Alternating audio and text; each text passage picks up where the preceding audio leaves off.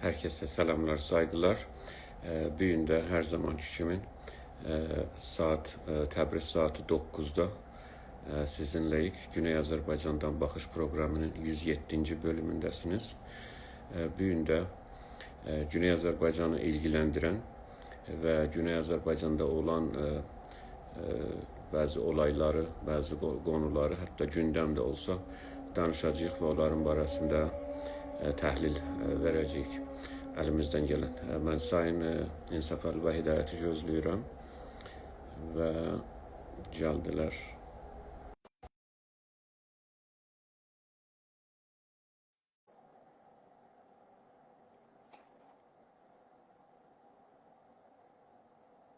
Mən qəbul elədim Sayın İnsafəli bəyi. Selamlar, saygılar. Selamun aleyküm. Selam. Səsiniz Selam. Hoş gördük. Hoş gördük. Necəsiniz? Yaxşısınız? Sizin buradan üstəz görsənmir. Sonra da onu düzəldərəm həttimi. Tamam. Sizə selamlar, saygılar. Selamun aleyküm. Aleyküm selam. Hoş gördük. Necəsiniz? Yaxşısınız? Teşekkür ederim. Bu gün də kimin Güney Azərbaycandan Baxış proqramındayıq. Bugün 107-ci bölümündəyik. Yəni o çəkilmiş və qalmış proqramlardan. Onlar ki, çəkilməyib, qalmayıb, onları da hesablasaq 120-dən aşkındır. Ancaq bu gün də hər zaman kimin Təbriz saatı 9-da sizinləyik və Güney Azərbaycanda olan bəzi gündəm məsələlərin təhlilinə çalışacağıq və Güney Azərbaycanı bölgədə və dünyada ilgiləndirən məsələləri danışacağıq Sayın İnsafəli və Hidayətlə. Buyurun İnsafəli və Hidayət, siz də açılışı yapın. Salam əziz və hörmətli dostlar, çox xoş gördük. Umarım keyfiniz sazdır. Sizə ki, ələn bugün baxacaqsınız ya soralar bu videonu görəcəksiniz. Hamıza salam ərz edirik, ədəblərimizi qəbul edin. Umarım ki, bizim bir səhmimiz olsun Azərbaycanda düşüncəni inkişaf etməkdə. Sağ olun, var olun. Buyurun. Çox sağ olun, təşəkkür. İndidən deyək, hər kəs ki, bir eleştirisi, görüşü və sorusu olsa, burada danışılan məsələlərlə ilgili burada yaza bilər bizə və ya sonradakı proqramları yoldaşların bəzisi kəsirlər, bəzi parçasını, ya hamısını bir yerdə qoyurlar, YouTube-a o yana bu yana. Bəzən mən görürəm ki, bir yoldaş məsələ bir yerdən mənim danışığım ya sizin danışığınızın bir parçasını kəsmiş, qoymuş bir yer. Hər kəsdən təşəkkür edirik hər halda. Düşüncə yayılmalıdır. Düşüncə öyle işıq kimin bir şeydir, yayılmalıdır. Və düşüncə qaranlığı tam bağrını yararaq keçər. Ancaq yəni qaranlığın qalib gəlməsinə izin verməməliyik. Hər zaman işığın yanında olmalıyıq. O bir gözəl bir söz var, deyir ki, o qədər qaranlıqdan şikayət yerinə bir dənə şəm yandır. Şəm yandır. Mum yandır. Şikayət hər kəs eləyə bilər. Buna görə düşüncəni əlimizdən gələn Güney Azərbaycanla ilgili dünyada öyrəndiyimiz, bildiyimiz, əlimizə yetişən bilgilərin, elmin əlimizdən gələn Güney Azərbaycana sunmağa, Güney Azərbaycan dilində sunmağa çalışırıq.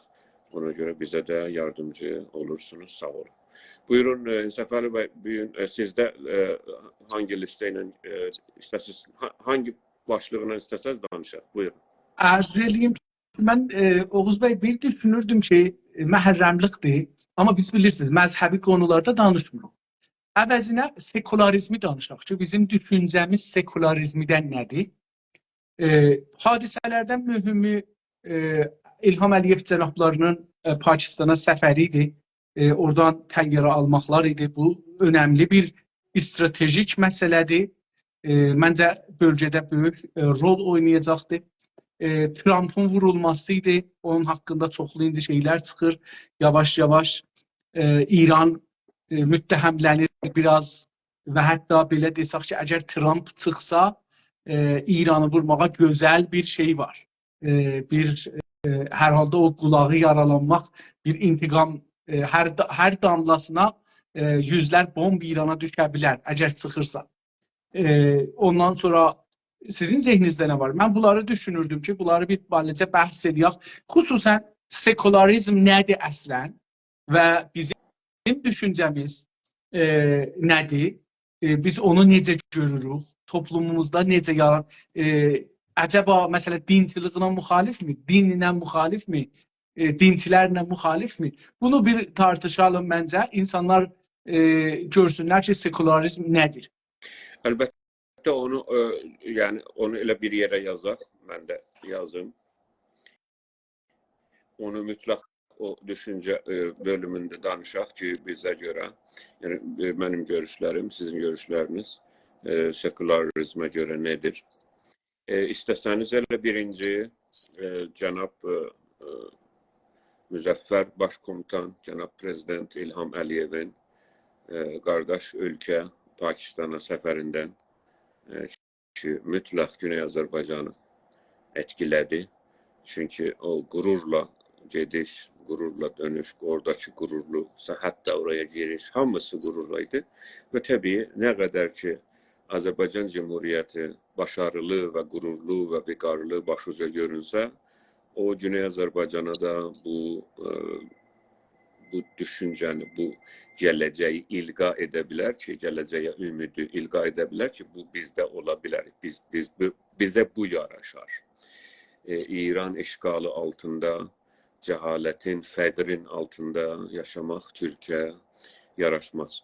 Siz buyurun görüşlərinizi bu səfərin barəsində. Mən də siz bizdən həm başda, həm yaşda böyüksünüz. Buyurun. Qurban kəsərəm, çox sağ olun, var olun. Başdan bəllidir. Yaşdasın Allah bilir, ha? Ərz edeyim ki, siyasi gəlişmələrə baxanda Oğuz bəy mücəzza tək bir ünsür görə bilmirik. Yəni deyə bilmərik ki, İlham Əliyev getdi, dünyada belə oldu. Deyərlər ki, bunu müqayisə eləyək görək, məsələn, çevrədəki məmləkətlərdən gedəndə də belə bir şey olurmu? Normal budur ki, prezidentlər bir yerə gedəndə öz təyyarələri onu müşayiət elər və hətta əmniyyəti göydə qorur. Terroristlər, xarici ölkələr, düşmən ölkələr onu vurmasın deyə, təyyarasını salmasın deyə o cür bir iş görərlər. Bu normaldır. İrandan sonra bilirsiniz ki, İranda rəis cumhuru beləsi öldürdülər. Yəni onun yalnız əlbəttə İranda rəis cumhurun öldürməsi cəlib budur. O helikopterə mindiriblər ki, Hilal Əhmədin helikopteridir zahirən və 68 il zat yaşı var o helikopterin. Yəni normalda prezidenti o cür bir şeyə mindirməzlər. Çünki o şey ki, çox yaşlıdır, o düşər, ölər, bu beləsi. Ona görə elə onun qəsdləri varmış öldürür. Amma indi İlham Əliyevləri cənabının Pakistana müsafirət eləməsin, siz məsələn İranın prezidentinin müsafirəti ilə hesablayacaqsınız ki, cəmiyyəti 8 qat Azərbaycandan çoxdur, torpağı 8 qat Azərbaycandan çoxdur. Bunu onunla müqayisə edəcəksiniz. Bunu Ərağın prezidenti ilə, bunu hətta Türkiyənin prezidenti ilə müqayisə edəcəksiniz ki, bir yerə gedəndə onu nə cür qarşılayırlar? Yəni protokol olaraq, siyasi protokol olaraq nə cür qarşılayırlar? Müzəffər ordumuzun baş komandanı gedəndə Pakistana 6 dənə savaş uçağı gəldi, təyyaranın 3-ü sağda, 3-ü solda eskort elədilər və apardılar. Göydə də nümayişlər verdilər, sevindiklərini göstərdilər. Pakistan torpağına xoş gəlmisiniz. Pakistan ordusu sizi, siyasi məqamları sizi bir belə sevirlər, sayğı qoyurlar. Prezident İlham Əliyev hətta təyyaradan düşəndən sonra Pakistanın baş vəziri, nəxust vəzir deyirlər İranda, o sembol olaraq, hörmət göstərərək, siyasi olaraq belə bir şey yoxdur protokollarda. Dünya protokollarında bir başkan ya bir rəis cumhur, o birisi rəis cumhurun başına şəmsiyə ya çətir tutmaz. Ki, məsələn, yağış yağmasın, gün vurmasın. O normalda özünü aşağı görmək şeyidir, hörmətidir. Əgər bir böyük adam çətiri sizin başınıza tutursa, o sizə çox hörmətin göstərir. Sayğınız onun yanında çoxdur deyə bu cür göstərir. Əlbəttə, bəzi adamlar deyə bilərlər ki, Pakistanın ticari amacı var idi. o ticari amac üçün o təyyarələri göndərdi, ya o işi gördü ki, İlham Əliyev cənabları o təyyarələri alsın, ya ayrı bir şeylər də alsın.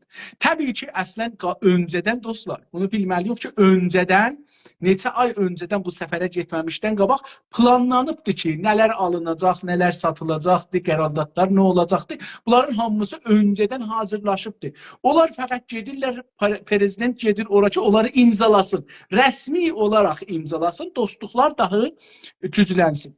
Bu bir dənə Oğuz bəy, İlham Əliyev cənablarını o çətri ki tutdu, orada bir Azərbaycana dəstək himayətidir. Yəni o siyasi olaraq biz Azərbaycanın yanındayıq, Azərbaycandan himayət edirik, Azərbaycanı qoruruq. Onu siz o İsrailin bir dənə nə vardı? Qumbəd ahənin deyirlər, nə deyirlər? Belə bir şey vardı. Dəmir cümbəs. Dəmir cümbəs. Dəmir cümbəs. Öyle adı, öyle tercih olur. Qubbə deyirlər, bəli. O qubbəni görsədir əslində ki, biz Pakistan hazırdır Azərbaycandan difa eləsin. O siyasi olaraq mənası odur. Bir odur. İkinci budur ki, o qardaşlığı və hörməti görsətdi. Dilimiz bir deyil. Hətta məzhəbimiz də bir deyil. Onlar sünnidilər, biz şiə yox. Amma buna baxmır. Biz siyasi olaraq və stratejik mənfəətlərimizin uğrunda birləşə bilərik. Bu gözəl bir mesaj idi dünyaya, xüsusən Hindistana, xüsusən Fransaya, Ermənistana bir gözəl, o zamanda ki, İngilistan, üzrsən, Fransa çalışır, Amerika çalışır, orada manor aparırlar indi, orada orduları tətbiqat aparırlar. O tətbiqata qarşı əslində o çətri tutur, o bir siyasi amaçdır. Kimə deyir? Mümkündür, mən ya mənə ta insanlar bunu çox anlamıyorlar. Deyirlər, o orada çətri tutub da, yox. O orada, Amerika ki, orada o tətbiqata giribdir, ona deyir ki, mən buradayam, bu çətri tuturam, mən əgər lazım olsa Azərbaycan üçün savaşa girərəm. Bu onu deyir. Eyni halda o təyyarələri aldılar, ayrı şeylər aldılar və bunların da hamısında gördünüz ki, prezident orada oturmuşdu, prezidentlər orada oturmuşdu və o məsul məqamlar imzaladılar. Bu çox bizim üçün də önəmlidir. Güney Azərbaycan üçün də önəmlidir. Quzey Azərbaycan Cumhuriyyəti hər nə qədər ordusal güclənsə, hər nə qədər siyasi olaraq düşmənlərin cəsarətin qırsa, bizə də o qədər önəmlidir. Yəni, indi məsələn, deyək ki, İranın təyyarələrinin ömrü neçə ildir, Oğuz bəy? Ən son aldıqları soxulardır ki, Rusiyadan İran-Ərəb savaşında alıbdır. Amma Azərbaycan görürük ki, bununla belə ki, kiçik bir məmləkətdir İrana baxanda, amma çoxlu taza silahları, taza təyyarələri, taza helikopterləri, güclü ordu, təlimata hazır, tətbiqata hazır, stratejik məmləkətlərlə bölgəmizdə, Orta Doğu dediyimiz yerdə stratejik məmləkətlərlə qurduğu siyasi, ekonomik məsələ də çox mühümdür. Yəni, bir tərəfdən Türkiyə çox önəmlidir, Üzbək, Gürcüstan önəmlidir, hər halda o da qonşudur. Bu tərəfdən də Pakistan, görürsünüz ki, Rusiya ilə də ki, rabitəsi daimidir və o tərəfdən görürsünüz, NATO da hətta dəvət edibdir bunu bir şeyə, əgər səhv eləmirsəm. Yəni, Azərbaycan bölgədə çox ciddi rol oynur. İndi bunun qabağında Ermənistan biraz şeylərə yaxınlaşdı, Amerika bulucuna ya Fransa tərəfinə çox axdı, xüsusən bu tətbiqatdan sonra. Əgər siz son zamanlarda diqqət edəsəydiniz, əgər səhv eləmirsəm, Putinin müşavirlərindən biri danışdı və dedi ki, Ermənistan çox o tərəfə qaynır və bu mənası budur ki, İran və Rusiya orada Ermənistanda olan güclərini əldən verirlər.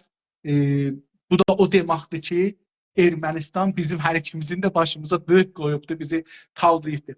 Bu da demək olar ki, İranın stratejik mühasibələrin hamısı heçə gedir. Yəni, bu da bunu göstərir ki, onların siyasi düşünürləri, İranın siyasi düşünürləri, xarici işlər, stratejik mərkəzləri burunlarından uzaq görə bilməyiblər. Yəni, 10 addım qabaq görə bilməyiblər ki, orada nə olur, nə olacaq, nə olmayacaqdır. Dəfələrcə cənabınız ilə bu proqramda heç olmasa buyurmuşsunuz ki, Amerikanın ən böyük ordu üstü oradadır. Ən böyük səfarəti oradadır. En büyük sefareti ordusu yok.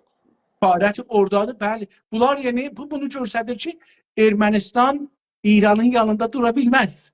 Ya durmaz da heç vaxt. Əgər İranla savaşa girilsə bir zaman o Ermənistanın Amerikanın gücləri ki oradadır. Onu bastırırlar. Amma Azərbaycan İranla savaşa girməz. Niyə? Çünki Güney Azərbaycanlılar və türklər orada var. O hər nəcür olursa Azərbaycan türklərin mənafeyin mən fikirlərim ki, batılı ölkələrə qurban verməz. Bunu düşünürəm. Buyurun sizdən eşidək. Çok sağ olun, teşekkür. Elə sizin dediklərinizə qatılıram. Onları təkrar etməyəcəyim. Cənab Prezident İlham Əliyevin öyle uçağının F-16'larla müşayiəti Pakistan havasına girəndən sonra həqiqətən böyük bir mesaj idi. Və elə sizin buyurduğunuz o çətiridə tutması, o özü mesajlar, siyasi mesajlardılar. Pakistan devləti hər zaman Azərbaycanın və elə Türkiyənin də öncədən yəni yanında durmuş. Bölgədə yəni hər zaman böyle olmuş. Yəni Pakistan öz mənfəətlərini Türkiyənin və geçən 30 il Azərbaycanın yanında görmüş. Bu yəni daha da çox mesela Pakistanın mənfəətləri, yəni bir tərəfli mənfəətlər üzərində deyil. Həm siyasi, həm nizami, həm düşüncə olaraq, bölgənin stratejisi olaraq Pakistan öz yerini təyin edir. Pakistanın ən böyük məsələsi bilirsiniz ki, bölgədə Hindistandır. Ən böyük təhdid Hindistandır. Pakistanın parçalanmasına hər zaman yardım edib Hindistan. Və yəni o hər zaman o tərəfdədir və Hindistan çox güclüdür. Çox güclü bir məmləkətdir və elə öyle bir yani səssiz bir çatışmanın ki hər zaman gedir Hindistanla Pakistan arasında bahis olmuş Pakistan bölgənin ən güclü ülkəsi olsun. Həm siyasi olaraq, həm nizam olaraq. Və orada Əfqanistanın və İranın və Hindistanın o bölgədə ən təsir eləyən ölkələrdəndir. Cənab Məhəmməd Şahbazın da Cənab İlham Əliyevlə, Prezident İlham Əliyevlə və Məhəmməd Şahbazla bərabər mesajlar ki veriblər. Həm İslam dünyasına, həm Türk dünyasına çox önəmlidir. Bilirsiniz ki, Keşmirdə Hindistan hər zaman öz faşisti və ırkçı siyasətlərini devam edibdir. Orada hər zaman qırğın və qətliama əl vurubdur. İnterneti bağlayaraq hər yerdən o millət ilişkisini kəsərək orada böyük cinayətlərə əl vurubdur. Hazırda da Keşmir, Cammu Keşmir orada Hindistanın işğalı altındadır. Bu barədə danışmışıq öncədən. Ancaq indi üçün Azərbaycanı ilgiləndirir, yenə də danışırıq. Hindistan orada aynı o bir işğalçıların elədiyi kimi oraya aşırı, ırkçı, hinducu ailələri və adamları yerləşdirir. Yəni orada onlara daha ucuz yerlər verir və onların yüzdəsini, oranını orada çoxaltmağa çalışır. Yəni Keşmirlilərdən, müsəlmanlardan. Orada məsələ daha çox müsəlman və hindu kimin gedir? Hər halükarda Hindistanda geçən bu Baharat hizbi gələndən sonra bu Modi, Prezident Modi gələndən sonra daha da çox Hindistanı sağa və ifrati sağa çəkibdir. Resmen Hindu nasyonalizminə tərəf. Ki bu çox zərərlidir bölgəyə. Ona görə Pakistan'da ən çoxu ona görə siyasətlərini təyin edir. Məsələn, Pakistanın Çinə siyasi olaraq yaxınlığı bu sayədədir. Buna böyle tərcümə olunur. Yoxsa öyle belli bir yani bilirsiniz siyasətdə heç öyle səliqələr, əlaqələr məsələ deyil, mənfəətlər məsələdir. Yəni istəyirəm deyim, Hindistanın öyle ağır Pakistana qarşılığı və Keşmirdəki siyasətləri Pakistanın siyasətini çox etkiləyir. Pakistan da ona görədir ki, hər zaman Türkiyə ilə Azərbaycanla qardaş ölkə elan olunur. Üç bayraqlar hər zaman yerdədir. Nizami tətbiqatlar aynı zaman olur. Aynı yerdə olur, üç bayrağın altında. Aynı paltarlar giyirlər və elə necə ki biz deyərik ki, bir millət, iki devlət Türkiyə ilə Azərbaycana. Onlar da deyirlər 3 millət. İşte 3 devlət, bir millət. Yəni aynı aynı millətdən. Yoldaşlarımız mənə görə çoxunluqla bilməzlər ki, çoxlu mühacirətlər Azərbaycandan Pakistana olubdu tarix boyu. Ən azından geçən 100 il, 200 il. Və orada ağır Azərbaycan kökənli insanlar yaşayıb. Pakistanlaşıblar. Pakistanlaşanda deyəndə urdu dili ilə danışırlar və o bölgənin, yəni o bölgəyə özlərini dəyişdiriblər. Ancaq Pakistanda yetərincə Azərbaycandan getmiş, Azərbaycan kökənli insanlar yaşayır. Böyük həmiyyət var Azərbaycan. Azərbaycan adına, Türk adına böyük bir sevgi və eşq var Pakistanda. Pakistanda hər Pakistanlı ilə normal Pakistan ilə danışsanız, oranın eğitim sistemində, öğretim sistemində, siyasət mühitində bir türk-sevərlik və türkofillik və Azərbaycan sevərlik və Azərbaycanofillik vardır. Necə ki İranda bir normal adam ki İranda təhsil almış olar. Normal, heç bir, yəni çox da böyle ifrati propagandaya o adamı məruz qoymasaq, normal dərs oxusa, normal böyüsə, normal bunun beynində bir anti-türklük və anti-Azərbaycancılıq şeytanı vardır. Yəni o bunun beynində ilqa olunubdur. İstəsə də, istəməsə də, çünki eləsə kitabı oxuyursan, böyle Fars kitabını oxuyursan, nə bilim, tarix kitabını oxuyursan, mesela yazır ki, Fars, ərtəş İran, Fars və düşmən, mesela cəngid. Düşmən. Düşmən kimdir? Turanlar. Mesela əski zaman və ya Türk şeyləri. Orada düşmən kəlməsi işlədəndə, mən bunu misal gətirdim qutmacıda ki, düşmən kəlməsi işlədəndə sizin beynimizə ilqa olur ki, o tərəf düşmandır. Demir ki, mesela İran ordusu Turan ordusuna savaştı. İki dənə ordu. Neçə İranlılar düşmanla savaştılar. Düşmanı Turan. O düşman kəlməsini o tərəfə gətirir. O beynə ilqa olur ki, sən həmişə bu tərəfdəsən, İranisən. Öbürlər də əmiranidirlər və düşmandır.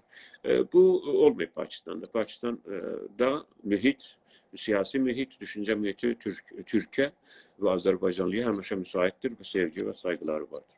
O tərəfdən də bu şeyin, bu məsələnin o tərəfi, ayna tərəfinə də baxsanız, İrandır, Ermənistandır və Hindistan. Bunlar da bütünlü bir paktın içindədirlər. Ona görədir ki, mesela geçen 30 ildə Qarabağ savaşında Hindistan da, İran da yardım etdi və Hindistanın Ermənistana yardımları bəllidir. Hansı silahlar, hansı və İran işə bəllidir. Yəni, ona görə bu xətlər bəlli olur. Hər zaman bəllidir xətlər, mənfəətlər də bəllidir.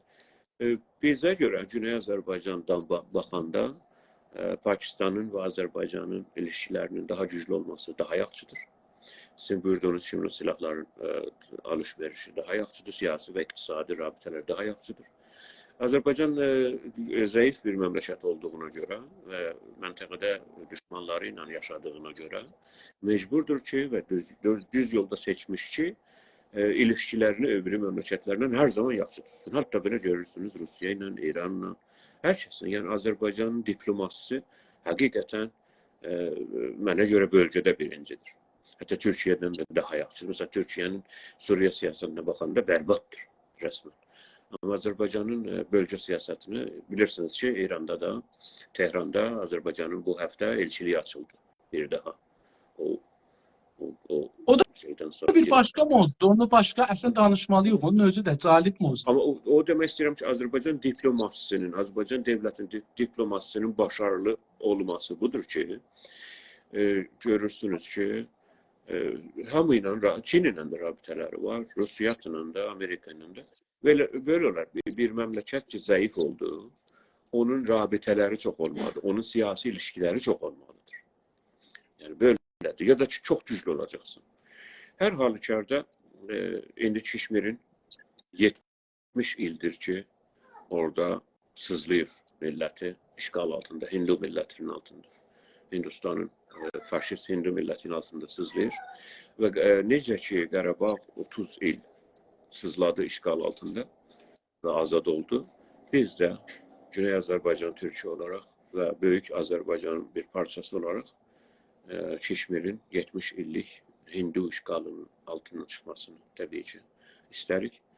Və necə ki, hər zaman Pakistan yardım etmiş Azərbaycana, Azərbaycan da yardım etməlidir bu məsələdə və hətta hər zaman da etmişlər. Bizim ürəyimiz orada məzlum Keşmir millətinin yanındadır. Buyurun.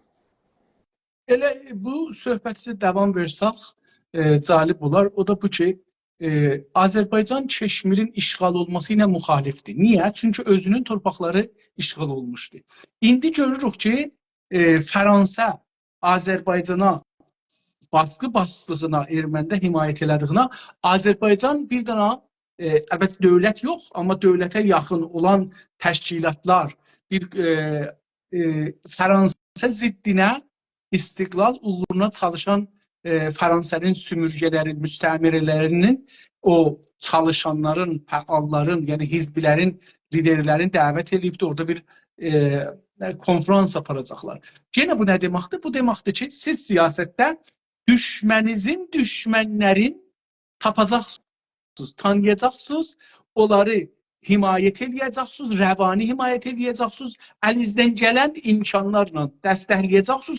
Heç olmasa təbliğatı himayət edəcəksiniz, onlar güclənəcəklər, onlar görünəcəklər. Məsələn, Fransa çalışır ki, o məmləkətləri ki, istismar edib, sümürgə edib, onların malların, canlarını qarət edir, aparır, beyinləri yuyur, onları görünmürdü Oğuz bəy. Onların səsləri eşidilmirdi. Mən bu xəbəri görəndə çox həyəcana gəldim. Baxdım xəbərlərə, görüm ki, burada nə getir? Hangi məmləkətlərdən, hangi torpaqlardan gəliblər? Və çox sevindim. Çox sevindim. Azərbaycan demək ki, sümürgədə olan məmləkətlərə imkan verir. Yəni, məsələ sömürgə deyil, məsələ işğaldır. Yəni, Fransa'nın ordusu resmen orada adam öldürmeye meşguldür. New Caledonia'da, Yeni Caledonia'da. Bunun adı sömürge demek, onu yumuşatmaktır. Resmen orada adam öldürür. Ölenlerin de adı da bellidir. Özde ölenler mesela 10 milyon önce değil. Öyle geçen həftədir, öbür həftədir ve Fransa'nın resmi komandolarıdır. Ziddi Şuriş, yani buranın resmi özel askerleridir. Bunun adını işgal demeyende onda mesela ne olur? Doğrudur. İşğaldır. Mən ona görə istədim, onu bağlayam ki, Keşmir ki, işğal olub, bunlar da işğaldadılar. Bu işğalda olan millətlərin normalda səsi eşidilməz. Necə ki, Güney Azərbaycanlıların səsi eşidilmir çox vaxt. Məsələn, bizim 2 dənə televizyonumuz var. Əgər internet olmasaydı, bizim millətimizin səsi əslən eşidilməzdi. Allah bu interneti çıxadan insanlara sağlıq versin, sərvət versin, pul versin. Ciddi. Çünki bunlar bahis oldu, bizim səsimiz aczacan eşidilir içəridə eşikdə. Öncələrdə, indi o insanlar ki, orada işğala məruz qalmışlar, beyinləri işğal olmuşdu, torpaqları işğal olmuşdu, sərvətləri işğal olmuşdu, qazandığı pullar işğal olur, bahilər bunların əlindən alırlar, aparırlar, mənfəətlərin onlar giyirlər, bunlar qalırlar.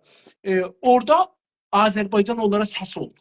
Azərbaycan onları, əlbəttə Azərbaycan onlardan istifadə edir. Təbii ki, onlardan Fransa'nın qarşısında təbliğatı istifadə edəcəkdir. Başarsa lazım gəlsə, Fransa çox qarşıya getsə Azərbaycanın ziddinə, mümkün də Azərbaycan ora silah da verər. Yəni, bəlkə də bu haddə gedər.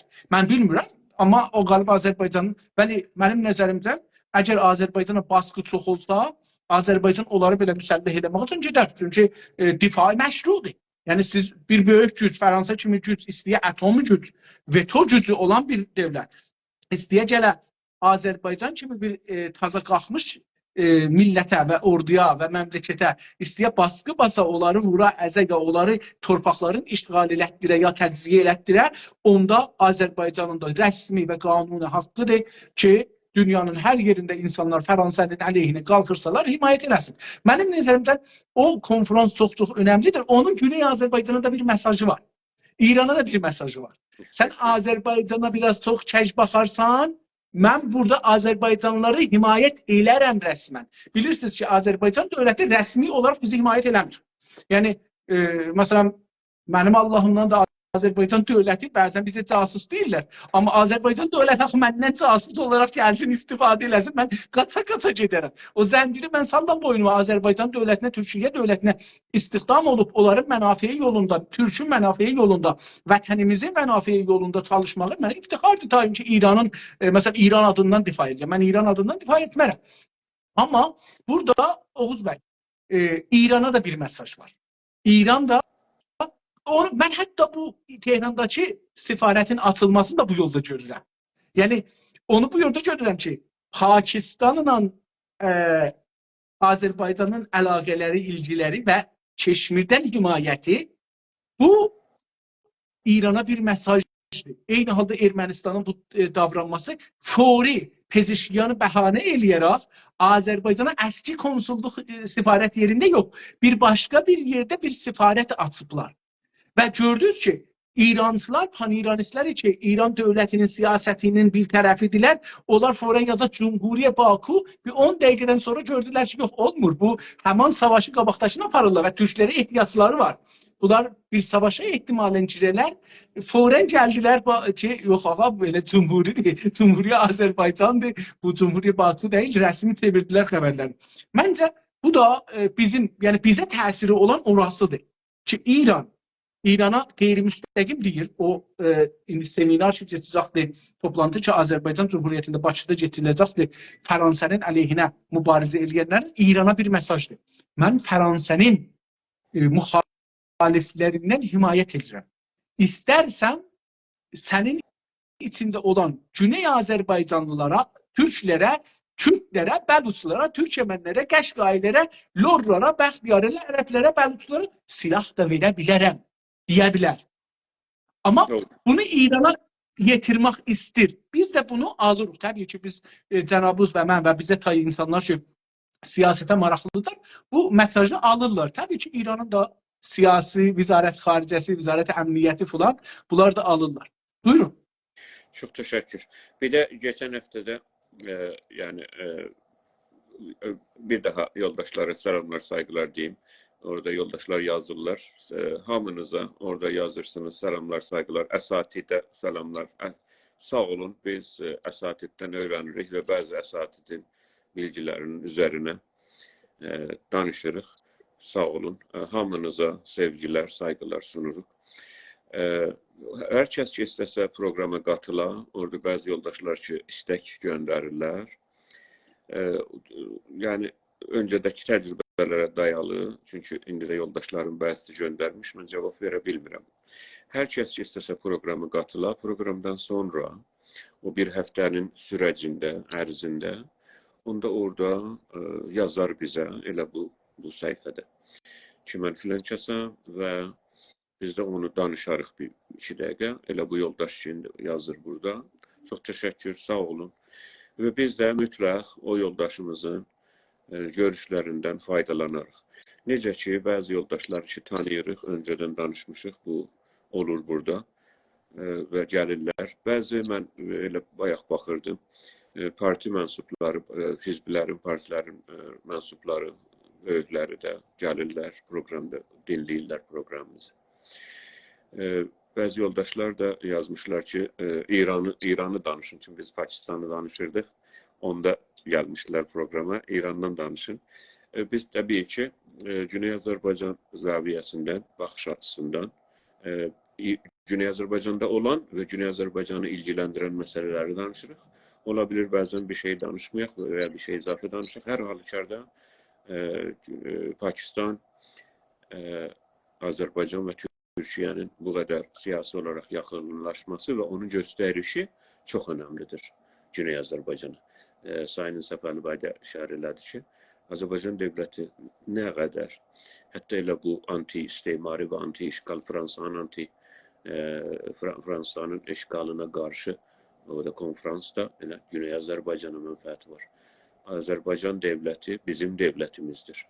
Orada Arazın quzeyindəki Azərbaycan Cumhuriyyətinin dövlətidir. Ancaq orada bütün Azərbaycanı bir Azərbaycan düşünsəniz, ki öylədir zaten. Bu Azərbaycanın bir parça toprağında dövlətimiz qurulubdur. Sizin elə düşünün ki, fərz edin ki, bir eviniz var. İşğaldan azad olub, bir parçası işğaldan azad olub, orada bir dövlətdir. Bu ev işğal altındadır, düşman almış. Bu evin otaqlarının birində biz daha rahat yaşaya bilirik, özümüzü dərləyə bilirik. Oraya hələ düşman bata bilməmiş. O bizimki də olmaz ki, ora bizim deyil. Hər Güney Azərbaycanlı Azərbaycan dövlətini öz dövləti bilir və o bizim torpaqlarımızın Güney Azərbaycan, Böyük Azərbaycan ərazisində kurulan bizim devletimizdir. Şimdi ya bu Şirvanşah devletliği olsun, ya Sefevi devletliği olsun, ya Karakoyunlu devleti olsun. O bizim devletimizdir. Ya bu Azerbaycan'dan da büyük olsun, ya bu Azerbaycan'ın bir parçası olsun. İndi o bölgede azad olunmuş yerlerin bir bölgesinde, bir kısmetinde Azerbaycan devletçiliği var ve hemen hemen yani diyebiliriz ki bölgede en önemli ülkedir ve başımızın tacı ve ucalığıdır. Doğrudur. Sizin burada yazdığınız meseleler ki İran Cumhurbaşkanı'nın, seçilen Cumhurbaşkanı'nın, Zarif'in, onun bunun barəsində danışacağıq. Hövsələmiz olsun. O zamandan ki sizin təfəkkürünüzü almışım. Ben onu da danışaq. Nadir, Burada belki çok önemlidir. Onu yoldaşlar ben istedim və çünkü konu olarak. yoldaşlar yazırlar ki o zamandan ki bizim proqramlara baxırlar, onların təfəkkürləri və ideolojiləri daha kamilləşmiş. Sağ olun. Biz də elə sizinlə bərabər düşüncəmizi, ideolojimizi, qurtuluşçu ideolojimizi kamilləşdirməyə, gəlişdirməyə çalışırıq. Hamı ilə bərabər və biz də bir yolun yolçusuyuq. Biz mütləq bir şey deyirik, biz bu yoldayıq və bu yolda öyrənə-öyrənə gedirik. Geçen hafta Türkiye'de 15 Temmuz'un o Hudutan'ın il dönümüydü. Biz elə Türkiye'de olan bu devletin, indiki devletin istikrarını, güclülüğünü arzumuzda Türkiye bizim vətənimizdir, Türkiye bizim canımızdır. Bütün varlığımız, her şeyimiz Türkiye'ye, Türkiye'nin devletine, Azerbaycan devletine, Türkiye devletine qurbandır. Kimsenin bundan şəkki olmasın. Kimsenin şəkki olmasın ki biz varlığımızı her ne ki varımızdır Türkiye, Türk devletine, Türkiye olsun, Azerbaycan olsun, hansı olsun adamışıq, yani vəqf etmişik. Ve bunu İran devletine yok, Fars devletine yok, Türkiye devletine. Fethullah Gülen'in, terörist Fethullah Gülen'in öyle devlete sızması, polise, qəzabət, yargı sistemine ve ordunun hatta içine sızması, onun o nökerlerinin ve Amerikanın tarafından da bunun yönlendirilmesinin ve sonra da o Amerikanın kucağında denildi ki kalır Pennsylvania'da. %100 her zaman məhkum etmişik. Her zaman Türkiye devletinin, devletçiliğinin ve istikrarının yanındayıq. Güney Azerbaycan'a yaxçı budur. Güney Azerbaycan'ın menfaatine budur.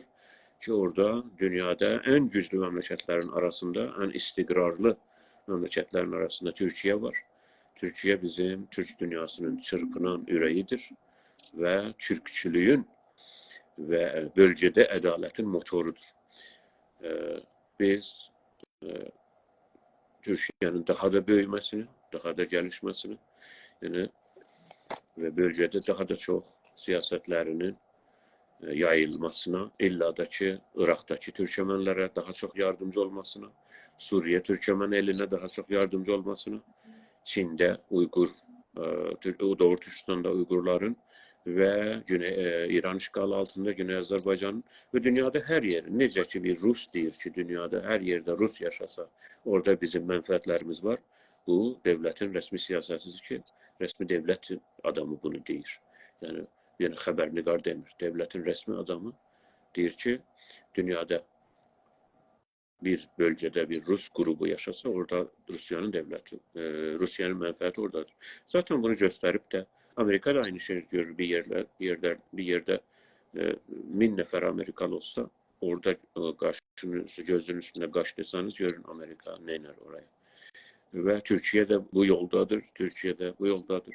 Ve elbette ki umarıq ki öbürü Türk memleketlerde Qazaxıstan olsun, Türkmenistan, Özbekistan, Kırgızistan ve Rus işgali altında olan 25 tane değişik Türk grupları, ülkeleri ve hatta sözde federasyon içinde olanları daha da çok güçlenirler ve güçlü ve birleşik Turan'a doğru Türkiye'nin Türkiye devletçiliğinin, bu motorun, bu Türkçülük motorun ve öbürü memleketlerde bir kanat kimin düşünseniz, onun Azerbaycan olsun, Qazaxıstan olsun, çok önemlidir Qazaxıstan.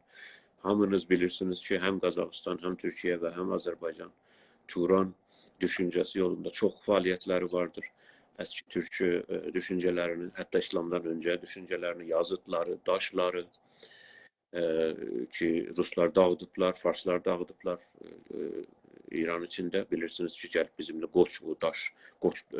qoç başlarını dağıdırlar, qəbirləri, hər şey.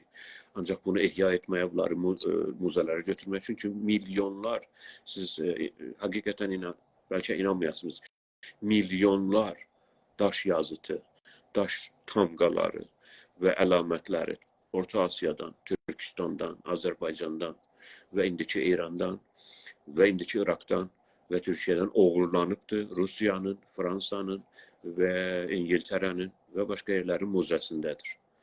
Milyonlar. Və çoxu daşıyanda bunlar qırılıbdır. Bu tabletlərin, bu kərpişlərin, bu daşların qırılıbdır.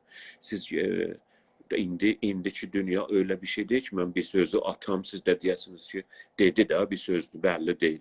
İndi siz mən danışa bunu inşallah ki, zamanınız olar, baxarsınız İngiltərənin muzesinə, Fransanın muzelerinə, siz virtual olarak girib gəzə bilərsiniz. 30 tonluq daşlar, mesela bir qoçun başıdır ya bir əjdərhanın başıdır daşdan və ya eski bir Allahların, tanrıların oğurlayıb apar. Necə bunu aparıblar? Adamı hansı gəmi ilə bunu aparıblar o zaman? O zaman da yoxda geçən 100-150 il büyük bir talan olmuş eski Türk mədəniyyətinin coğrafisi. Ona görədir ki, ora Iraklaşmış, Suriye olmuş, ne bileyim İran olmuş, Pakistan, Afganistan ve Rusya. Oranın adı Orta Asya'dır. Turan değil. Halbuki bura büyük bir Turan topraklarında bütün medeniyetin her şeyi talan olunup ve beyinlerimizden de siliniptir. O ki silinip ve ben bu meseleni çok uzatmayayım. Bunun lütfen herkesin zaman olanda böyle şeylere baksın. Görsün ki Rusya müzesinde, Fransa müzesinde Türk medeniyetinden neler var. Neleri gösterirler, neler gösterilmir. Ve onları birini Urmiye'den, birini Meraga'dan, birini Hərim filan dağından filan. Bəziləri də pula göre bilmir, cahil olarak görürsən kendinden tapılmış, bir tane mağaradan, köhülden tapılmış bir tane daşı satıp bir tane Fransalı turiste. Bilmir ki o turist değil, o casustur gəlib oraya. O gəlib onları almağa, onları yığmağa gəlibdir. Satıblar, bir tane balaca mücesseme, büyük mücesseme satıblar. Hem Qacar zamanı, hem Rıza Pəhləvi, Məhəmməd Şah zamanı ve Rəfsəncani'nin de en büyük məsuliyyətlərindən biri buydu ki, Azərbaycanı dəlik-dəl yeriyib bütün her şeyini tapıb və satsın alanlara.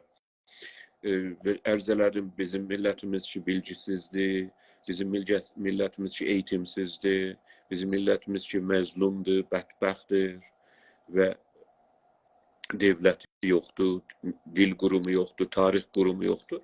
Elə o millətdə görürsünüz bir tane hiçbir şeye, bir tane daşa, bir tane balaca bir kitaba, bir tane kitap.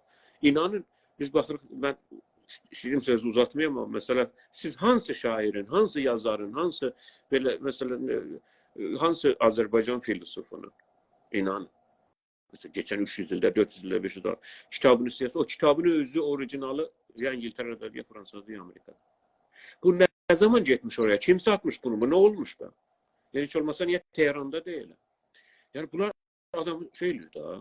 Bunları düşünmek lazımdır ki demək evde hırsız var. Evde oğurlu var. Hemen oğurlular bize nəsihət edirlər ki demokrasi böylədir. Biraz önce dediniz sekülerizm böylədir, insanlık böylədir. Siz dünyanı oğurlayıp çapıp işgal etmişsiniz. Fransa, İngiltere ve onların varisi olan Amerika. Ve bizim bölgede en büyük oğru Rusya. Sonra biz size hiç şeyse yetişmez Türk milletine, Azerbaycan milletine insanlık ve demokrasi dersi vermeyi. Ben istemedim uzun olsun. Sağ olun. Sağ olun. 15 Temmuz'dan geldik yetiştik buraya. 15 Temmuz'a göre icazə buyursanız mən də bir neçə cümlə ərz edeyim. Oğuz bəy, Türkler geçen bin ildə imparatorluq qurublar. Yani en son imparatorluq geçen bin ildə. Yani demirəm bin ildə qurublar. En son imparatorluq qurublar geçen bin ildə qurublar və 3 qarrədə böyük güc sahibi olublar. Asiya, Afrika və Avropada. Böyük güc sahibi. Yəni bunların hamısını bir nəfər, bir mərkəz idarə edirdi. Bu mərkəzi yıxmaq üçün çalışdılar, çox zəhmət çəkdilər, ağıllı davrandılar, pul xərclədilər ordu əvəzinə. Çünki 2 dəfə ordu təhmişdilər elə bu imperatorluqların əleyhinə, o adına səlibi savaşları deyirlər də. Koreys, nə bilməm, Haç savaşları. Haçlı savaşları. O bu Haç savaşları ki deyirlər, onlar gəlmişdilər, amma yıxanmamışdılar. Ən gözəli buydu ki, ordu gəlməsin, amma bir də içəridən bizim, sizin dediniz ha, o evdə oğru var. Bu oğurluğa tamaqları olanları alsınlar, desinlər ki, bizim indi yol oğurluq elə. Biz sənə deyək, nə oğurluq? Yəni, çıraq, o Farsda şeir var, deyir ki, oğru çırağla gəlsə bilər nə yaparsın. O çırağı deyiblər, indi sən oğrusan, gəl bizə oğurluq elə, amma biz deyək nəyə oğurluq elə. Oradan gəlir. Bizim birinci dəfə bizim imperatorluğumu uğurladılar. Yəni, öz adamlarımızı uğurladı. Öz adamlarımız yıxdı. Onlar için bizim hakimiyyətimizdən haqq sahibilər yıxdılar. Oğuz bəy, o gündən bu günə, mən bunu hər dəfə imkan olanda deyirəm. O gündən bu günə, yəni keçən 250 ildə, 200 ildə Hindistan, Çindən tutun gəlin gedin Avropanın oracan ki, müsəlmanların ayaqları oradaydı və sülhü saxlırdılar. Demirəm, savaş olmurdu, orada burada kiçik savaşlar olurdu tayfalar arasında. Amma illər uzunu, kan tökülsün, millətlər savaşına çevirilsin, hakimiyyətlər savaşlarına çevirilsin, yox idi. 500-600 il bu bölgədə sülh var idi. O gündən ki, bunlar gəliblər, bizim hakimiyyətimizi uğurlayıblar, zəiflədiblər, yavaş-yavaş uğurladıblar, o gündən bunlarda qan durmur. Ən sonu buydu ki, Osmanlı yıkıldı, yerinə Türkiye Cumhuriyeti tikildi. Cumhuriyet Türkiye'sinin ömründə neçə dəfə kodit ediblər bunlar, Oğuz bəy?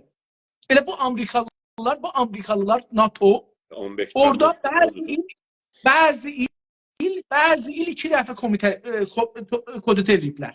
Çoxlu rəis cumhurları ki, millət seçibdi, gəliblər, aparıblar, dara çəkiblər, öldürüblər. Koditaçılar ha. Yani, Adnan Menderes'i asmışlar bunlar. Bunlar o tür bir şeydiler. O anlama gelmez ki biz bir tarafın tuturuq. Ben indi dedim bazı yoldaşlar çünkü bizi eleştirenler var. Biz Adnan Menderes'in tarafında değiliz. Biz Türkiye'de istikrarsızlığın bizi kim yıkmak ister onu danışıyor. Bizi kim yıkmak ister onu gösterdir. Olan yerde adalet daha çoktur, sülh daha çoktur, barış daha çoktur. O yerde biz varıq, istikrar var. Mesela Türkiye her zaman isteyip biraz istikrarlaşsın, biraz güç tapsın. Mesela bir zaman maşın düzeldirmiş. Sürmə maşını.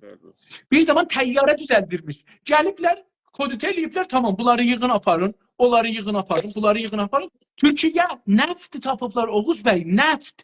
Yani Türkiye güclənə bilərdi, borçlarını verə bilərdi. O borcu bunu salmışlar ki, sen Birinci Dünya Savaşında zərər vermişsən bizə, savaşmısan bizimlə, gəl bunun xərcini ver. Onun xərcini 2012-13-dən onun borcu verirdi Türkiye. Amma nefti var idi, bu nefti çıxada bilərdi. Ərəbistan kimi, İran kimi, Kuveyt kimi pullu ola bilərdi, güclü ola bilərdi, iqtisada yağa qalxa bilərdi, Alman kimi ayağa qalxa bilərdi. Alman bunlarla savaşmışdı. Almana pul verdilər, ayağa qolzadılar. Çünki Məsihiyyət dünyasındandır. Amma Türkiyəni qoymadılar qalxsın.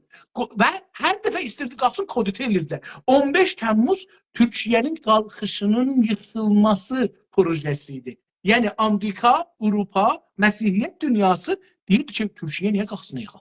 Bunlar yenə bəlkə istəyirlər özlərini güvənənlər. Bunlar istəyirlər ekonomik olaraq, düşüncə olaraq, teknoloji olaraq, hər nə sahədən desən özləri ayaq üstündə durmağa çalışırlar. Türkçədə bir məsəl var. Deyir ki, ilan olmamış başını vurur, kiçiklikdə başını vurur. İndi bunlar istəyirlər ki, Türk qalxmamış bunun başını vurur. Türkiyə qalxmamış bunun başını vurur. Mən demirəm burada Erdoğan cənablarından, əlbəttə mən Erdoğan cənablarından himayət edirəm. Amma Erdoğan məsələ deyildi orada. Orada Türkiyənin qalxınması, o təyyara düzəldən fabrikalar, o beyinlərcə təyyara düzəldirdilər. Hətta bir xəbər bilirsiniz, bunlar bir projenin üstündə işlirdilər. İndi mən o proje yadıma gəlmir. Bunların 6-7 dənə baş mühəndisləri vardı o projeden ki, kollən enerji fosilidən, nəftdən, qazdan, o daş kömürdən bağımları qurtulacaq idi, gedəcək idilər. Məsələn, ildə 60 ton o torpaq, o məvad ki orada vardı, onun istehsalından Türkiyənin lazım olan enerjisi oradan çıxacaqlar. Onların hamısı bir təyyarəyə mindirdilər, öldürdülər ki, o iş tutmasına yox. İndi o işi eşitdiyimizə görə Çin başlayıbdı. Mən bunun geçən həftə xəbərini eşitdim. Çin həman teknolojini işlər, həman şeyi. Amma orada zorları çatmır. Burada bizi o Temmuz Türkiyənin qalxışın, türklərin əslində. Bir də Türkiyə qalxışmayacaqdı o üzbətə. Türkiyənin amacı, dərin dövlətin amacı əslində Türklərin birləşməsi, Türk birliyin, Avropa birliyi kimi, Amerika birliyi kimi yaratmaq. Hətta İmarat Müttəhida Ərəbi ona yaratmaq bir birlik ki. Niye her kəsə halal bizə haramdır? Ya öyle değil. Çok teşekkür. Var olun, sağ olun. Ben bir süre İndonezya'da olmuşam. Ben İndonezya'nı çok severim. Malezya, Endonezya en çok sevdiğim ülkelerdendir. Defalarca Malezya'da olmuşam ama Endonezya'da bir süre olmuşam. O kadar ki de yavaş yavaş başlayırdım dilini danışmağa falan. Yani bazardan alışveriş edirdim. Ben Endonezya'nı, milletini, özünü, təbiətini, her şeyini çok severim. Onların da büyük sevgisi var. Türk milletine, Azerbaycan milletine, Malezya'nın, Malay milletine. Dünyanın en çok Müslümanı da o bölgede yaşayır. Dünyanın en çok Müslüman ülkesi, en çok yaşayan ülkesi Endonezyadır tabii. Doğrudur. Ve Endonezya, Malezya'nı bir yere koysanız dünyanın en çok Müslüman ülkesi oradır. Herhalde bizim yoldaşımız, çok aziz yoldaşımız Jakarta'dan bize selamlar yazmışlar, sevgiler sunmuşlar. Bizim de ve bozgurt işareti göndermişler. Bizim de yüreğimiz sizinlendir. Orada sərində qalın. Ben bilirəm ki, Endonezya çok isti olar. Ben orada 50 dereceyle de yaşamışam. 52 derece yani. Bir defa 52 dereceydim. Ölürdüm yani istiden. Herhalde sərində olun. Elə bu il her ilden daha çok istidir her yer. İstilik çoxalmış. Ona göre bu climate problemi, iklim problemi çoktur. İnsanın da buna ağır etkisi vardır.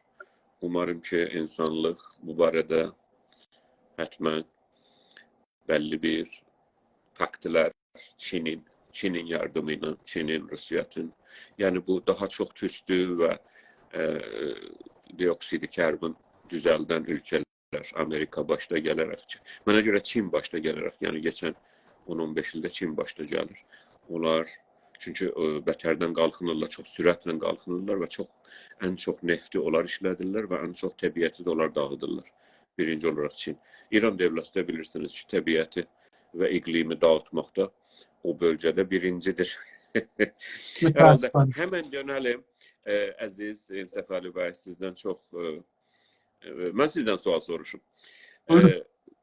İran'da hələ seçilmiş, ancaq prezident olmamış. Bəli, yoldaşımız yazmış ki, Endonezya'da Türkləri çok severler. Mən Endonezyanı Müslüman memleketlerin içinde en çok sevdiğim memleket Endonezyadır, Malezyadır. İran'da seçilmiş olan bu İran prezidenti Hamas'ın siyasi lideri İsmail Haniye teröristine telefonda danışmış ve supportunu %100 elan etmiş. O taraftan da Husilerin ki Yemen'de indiyəcən 40 tane camiyi batırmışlar ve neçə yüz nəfər adamın ölümüne bahis olmuşlar ve neçə 100 bin nəfər öz milletinin ölümüne bahis olmuşlar ve bölgede en çok tehditlerdendir ve her yere de uşaq fırlanmışlar. Onlarla danışmış bu cənab deyilən adam. O bizim Əjdər bəy deyər, Dura cənab ve bize Dura cənab Pezeshkian o zaman ki Azerbaycan'ın yiğitleri zindanlarda acından ölürler. Azerbaycan'ın böyle laf böyle dinçi olanları, böyle molla olanları da onlara ki molladılar ama zindandadılar. O ki din alimidiler öyle diyek. Zindandadılar, açlıktan ölürler. xəstədirlər, xəstəxanaya götürürlər, bədəndən zəif, yaralı, değişik xəstəlikləri var. Ailələri tapa bilmirlər bəzi zindanları. İnanın İnsaf Ali bəy, bəzilərinin ailələrinə cavab vermirlər ki, hansı zindandadır. Böyle bir vəziyyətdə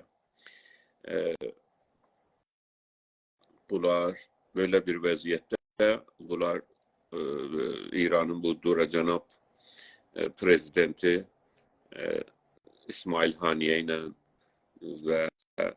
və Husilərin rəhbərləri ilə eşqibaziyə məşğuldur. Bu barədə nə görüşünüz var? Buyurun. Bilirsiniz ki, biz seçkiləri təhrim elədik və doğru mövqe tutmuşuq. Mən buna hala inanıram. Dünən gecə bir nəfər mənə 6-7 səfə açarlıq yazı yazıbdı. Oğuz bəy şeydən göndəribdi, Telegramdan. Sonra da altın bağlayıb ki, mən ona cavab verməyim. Yəni, delete edib özün. Yazıb, deleted account. Öncə də bir yazı yazmışdı. Bir tərəfə danışıq, o gözəldir. Biz də o cür eləyək. O yox. O orada gəlibdi, nəzərin məni çoxlu, siz bilmirsiniz, siz deyirsiniz, orada keyfə baxırsınız, özünüz xaricədə azadlıq var, yemək var, içmək var, uşağınızdan utanmırsınız, nə mənədən eviniz vardı, maşınız vardı, filanınız vardı, sizə azadlıq, biz azadlıq istəmirik, biz haqq istəmirik, biz ölürük, ölməyə savaşırıq. Biz bir tikə izafi çörək tapmaq üçün savaşırıq. Əgər bizim çörək tapmağımıza siz mane olursunuz. Zalibdir ki, onlar deyirlər ki, biz eləməmişik, onları Cumhur İslami elibdir, onları hakimiyyət elibdir. Bizim onlarda nəqşimiz yoxdur. Amma insanlar, Oğuz bəy, istəmirlər düşünürlər. Bunlar məncə itilatın adamlarıdırlar. İstəyirlər ki, bizə rəvani zərbə gətirirlər. Sonra da o cavab verməyə belə özləri qoymurlar, özləri olsun. Nəinki cavab verməyə bağlıdırlar. Bəlkə özlərini dilit elirlər ki, Telegram sənə deyir, bu adam dilit olubdur. Yəni, çıxıb gedibdir, yoxdur bu adam. Ki, siz ona hətta istəyəsiniz, adını çəkəsiniz, filan kəs, məsələn, ya adlı, ya adsız. Bu unvanda belə bir şey yazıbdır, mən onu danışacağım. Hər halda biz intixabatı, seçkiləri təhrim elədik, doğru da götürdük. Azərbaycan bu haqda ciddi getdi. %60 təhrim eləyibdir. Bu ciddidir, böyükdür. Azərbaycanda biraz çox rəy verdilər üst-üstə, amma ikinci mərhələ. Birinci mərhələdə təhrim kamilən oturdu yerinə. Yəni %80-85, hətta 93% təhrim edildi. Birinci mərhələdə. Bu çox önəmlidir. Biz bunu bilməliyik. Bu biri. O prezident Azərbaycanların prezidenti deyil. Mən indiyəcən görməmişəm. İçəridə biri deyək ki, o bizim prezidentimizdir. Güney Azərbaycanlılar ki, rəy verməyə çalışıblar. Heç birisi yazmırlar ki, bizim bundan möcüzə intizarımız var. Deyirlər ki, mən dünən gecə bunları bir neçəsi ilə yazışırıq, danışırıq. Bir çağa. Biz o fürsətdən istifadə elədik, bəhsimizi apardıq qabağa. Biz rəy verin, verməyin demədik ki, rəy verin, ya filan eləyin. Biz bəhsimizi apardıq qabağa. Bu bir tərəfdən Azərbaycanın və bizim prezidentimiz deyil. Amma Pezeşkiyanı indi əyrə oturaq düz danışaq. Pezeşkiyan 8 cələsəzat münazirələri oldu, danışıqları oldu. O 8 cələsədə bir dənə qol vermədi. Bax, demədi ki, mən çıxacağım polisə deyəm ki, qızları tutmayayım. Demədi bunu. Demədi ki, mən interneti sansür eləməyəcəm, filtr eləməyəcəm. Demədi. Demədi ki, mən gələcəm ana dilin əsl 15-i icra eləyəm, məsələn. Ana dilin, türkçü dilin rəsmi eləyəm. Belə bir əslən deyil. Hətta misi süngünü idarə eləyəm. Məsələn, Azərbaycanın əlinə çevirəcəm, bir dənə misi süngün yaradacağım, onun toridat-ı canibisi yanında olan məhsulları da orada torid eləyək, hazırlayaq, istehsal eləyək, dünyaya sadir eləyək, qazanaq. Bunu da demədi. Urmu gölün belə demədi ki, biz Urmu gölün dirildəcəyik. Diqqət buyurun. Yəni, Pezeşkiyan bir şey dedi, Oğuz bəy. Pezeşkiyan yalan deyib burada. Pezeşkiyan deyib ki, ağa, mən Xameneyinin iradəsi ilə davam edəcəyəm. Baxın, bu adam yalan demir ki, elə çıxıbdır. Çıxandan da bu üzə şey qoyubdur, nədir? Xameneyinin iradəsinə də ondan gedir. Gedir Xameneyin yanında kəlli beləsi, ayaq üstə durub da oturur yerə. Mən sizin xidmətinizdəyəm, nökərizdəyəm, rəsmən bunu deyibdir. Husilərə səlam əleykum, biz sizin arxasındayıq. Falanlara biz sizin arxasındayıq. Hətta Oğuz bəy, bir dənə böyük ittifaq gedir ki, mən milli hərəkətdə görmürəm bunu analiz eləyənlər. Bunu bu günləri ittifaqa mən yazmışdım ki, analiz eləyək. Əlbəttə sizə göndərməmişdim. Bunu yazmışdım ki, analiz eləyək. Bu adam deyir ki, mən Azərbaycanlıyam, Türkəm. 300 nəfərə yaxın adamı məmur eləyibdi ki, kabinə vəzirləri seçsinlər. Bu kabinə məmurlarının mən adlarına baxırdım. İkisi türk kökənlidir. Əbdüləlizadə ilə bir dənə də ayrısı. Və cəlib ki, bunların heç birisi 5 dana əsli, 6 dana qudrət ki var İranda, əsli qudrət vizarətxana, onların heç birisində bunların huzuru yoxdur. Baxın, Vizarəti Keşvər, Vizarəti Xaricə, Vizarəti Cəng, Enerji Atomi, bir dana da var, 2 dana da var.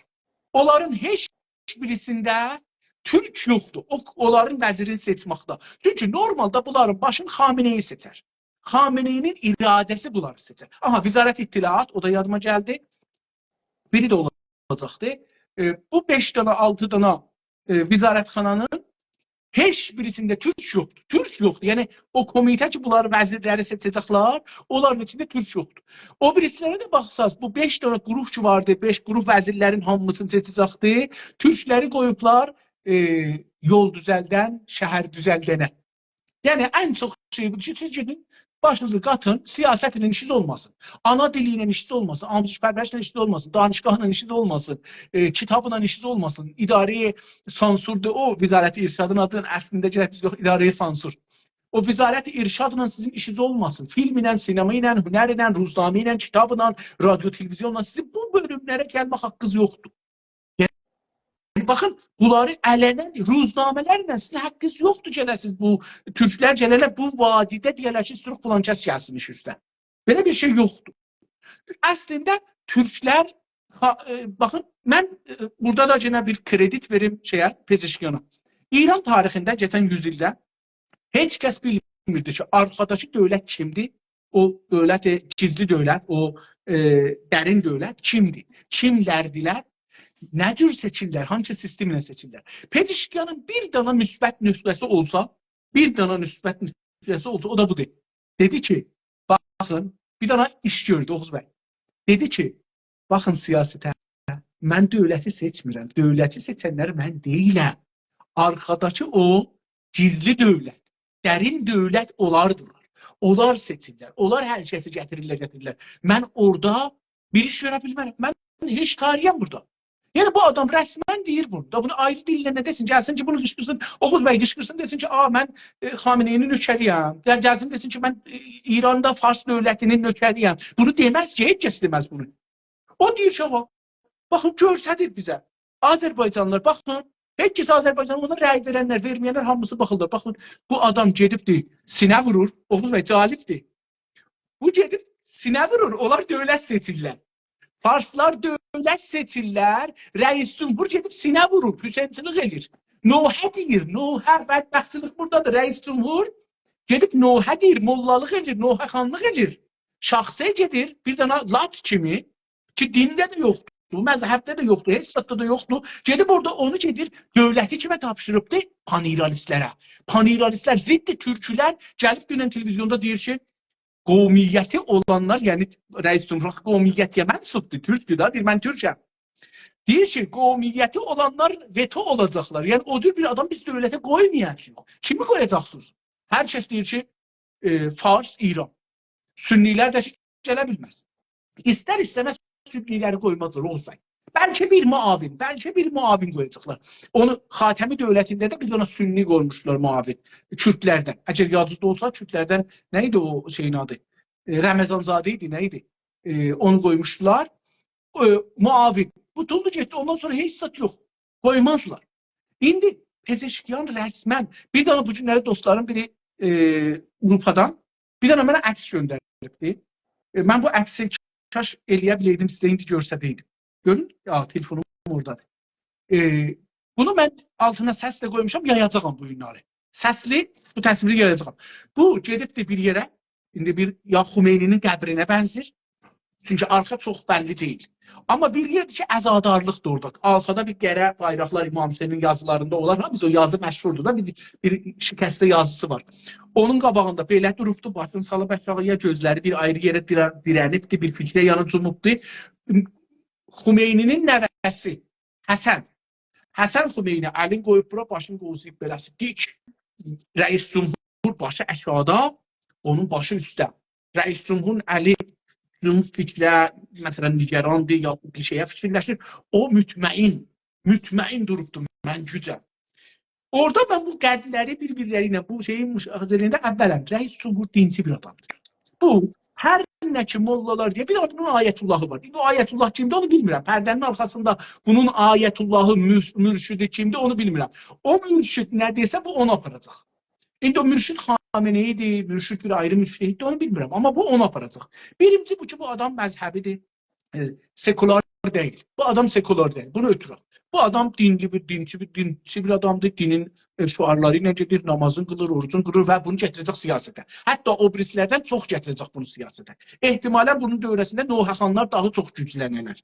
Belə görünür. Çünki bir adam ki şəxsiy getsə, onu şəxsiy gedənləri çıxarlar üstə hökumət elərlər.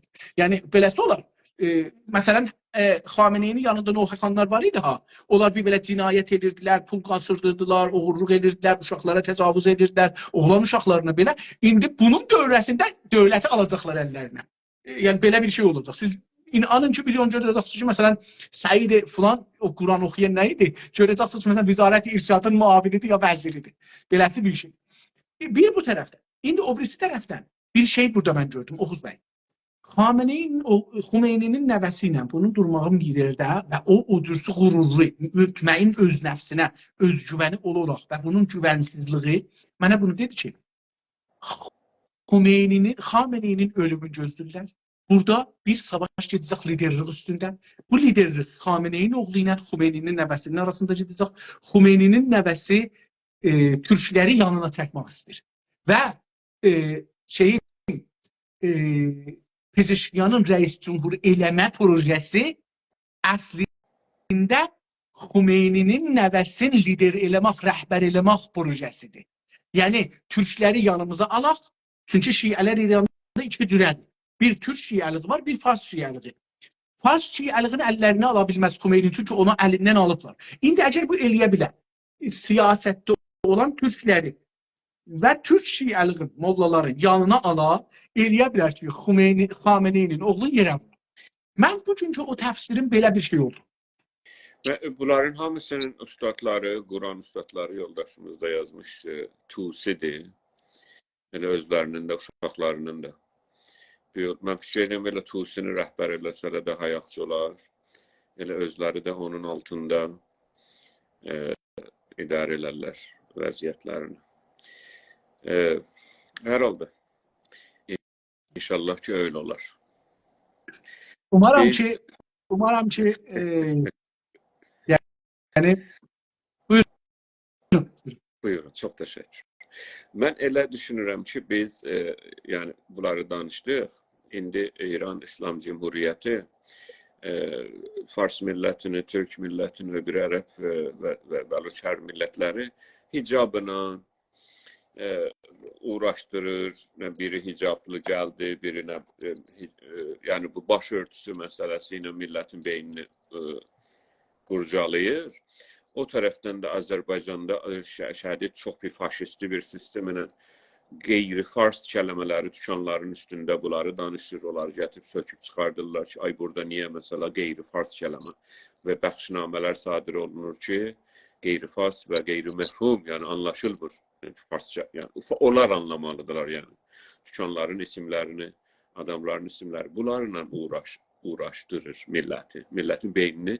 Yəni hətta millət bunlara qarşı danışanda deyirlər ki, mübarizə edirlər.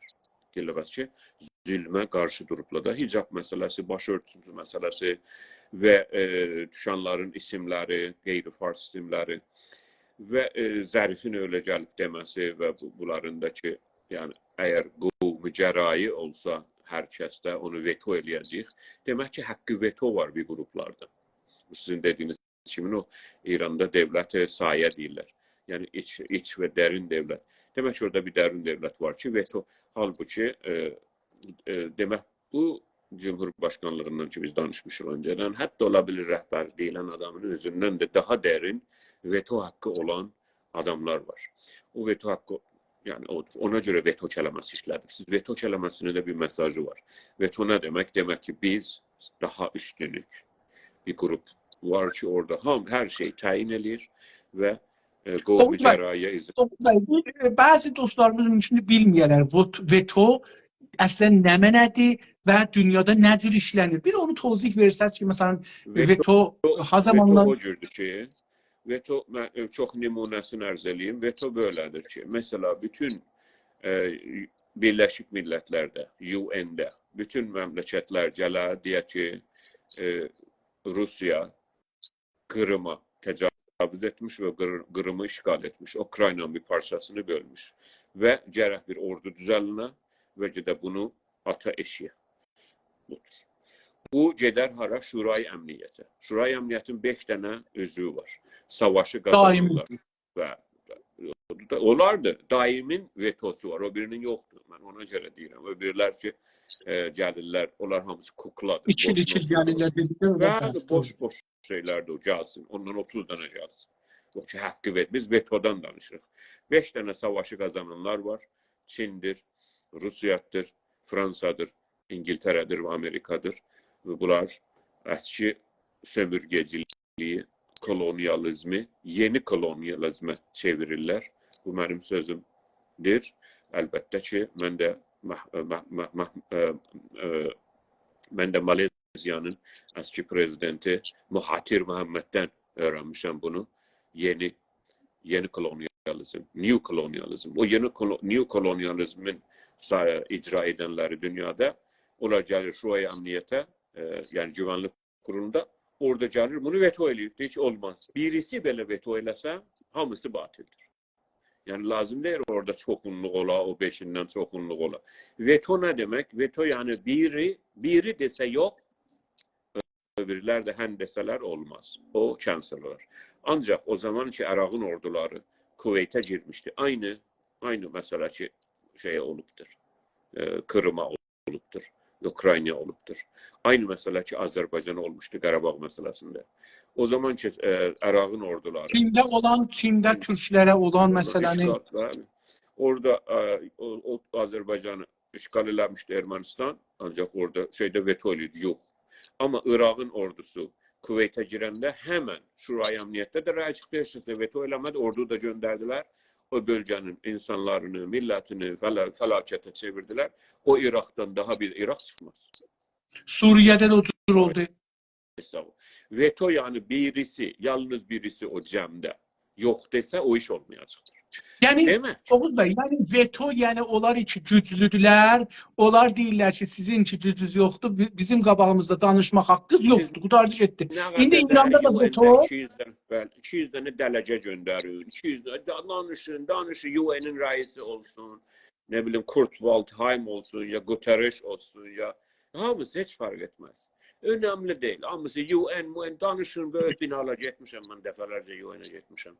Ancaq məsələ budur ki, orada 5 məmləkətin adamı oturmuş, onların biri belə veto eləsə, o iş olmayacaq. Biri desə yox qutardı. Vetonun fərqi rəyciliyi ilə budur. Rəy odur ki, məsələn, 9-dan 5-i rəy versə olur, 4-ü rəy versə olmaz.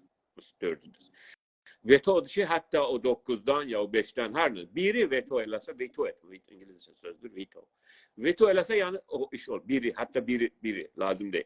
İranda veto nə mənəni verir? Yəni, indi burada bu zərif ki, vetodan danışır, bunun anlamı nədir? İrandakı dərin dövlət, o farslar deyirlər, dövləti sayə. Odur ki, bunlar rəhbərdə kim olsun, adamlar bu vəzir kim olsun, vəkil kim olsun, bunlar hər nə iş ki, önəmli işləri ki, İran dövləti eləyir, İran dövlətçiliyi, onları təyin edirlər. Bunu bizim deyəcəyində çox açıq danışmamışdıq və yenə də danışmayacaq. Çünki bu anti-Azərbaycançılıq, anti-türkçülüyün içi ilə o dərin dövlətdədir. İranın dərin dövlətindədir ki, İranda farslaşmağı keçən yüzildə edir. Çox şiddətlə militarist olaraq davam edir və şah sisteminin çökməsi və aradan getməsi və İslam sistemin gəlməsi bunu dəyişdirməyibdir. O, istəsəniz dərin dövlətdən danışaq, məsələ budur.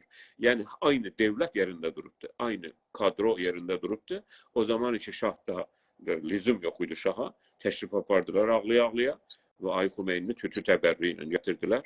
Halbuki həmən bu zürgərtişdarın o qədər ordu ki, şah düzəltmişdi, milyarlar dolar xərcələmişdilər buna.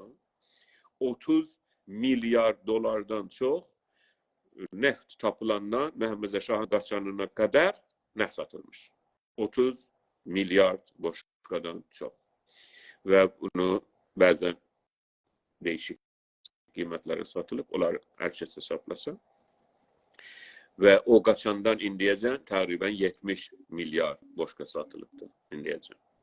Yəni indi o zamandan 2 bərabərindən də çox satılıb. Bu qədər pullar hara gedibdir?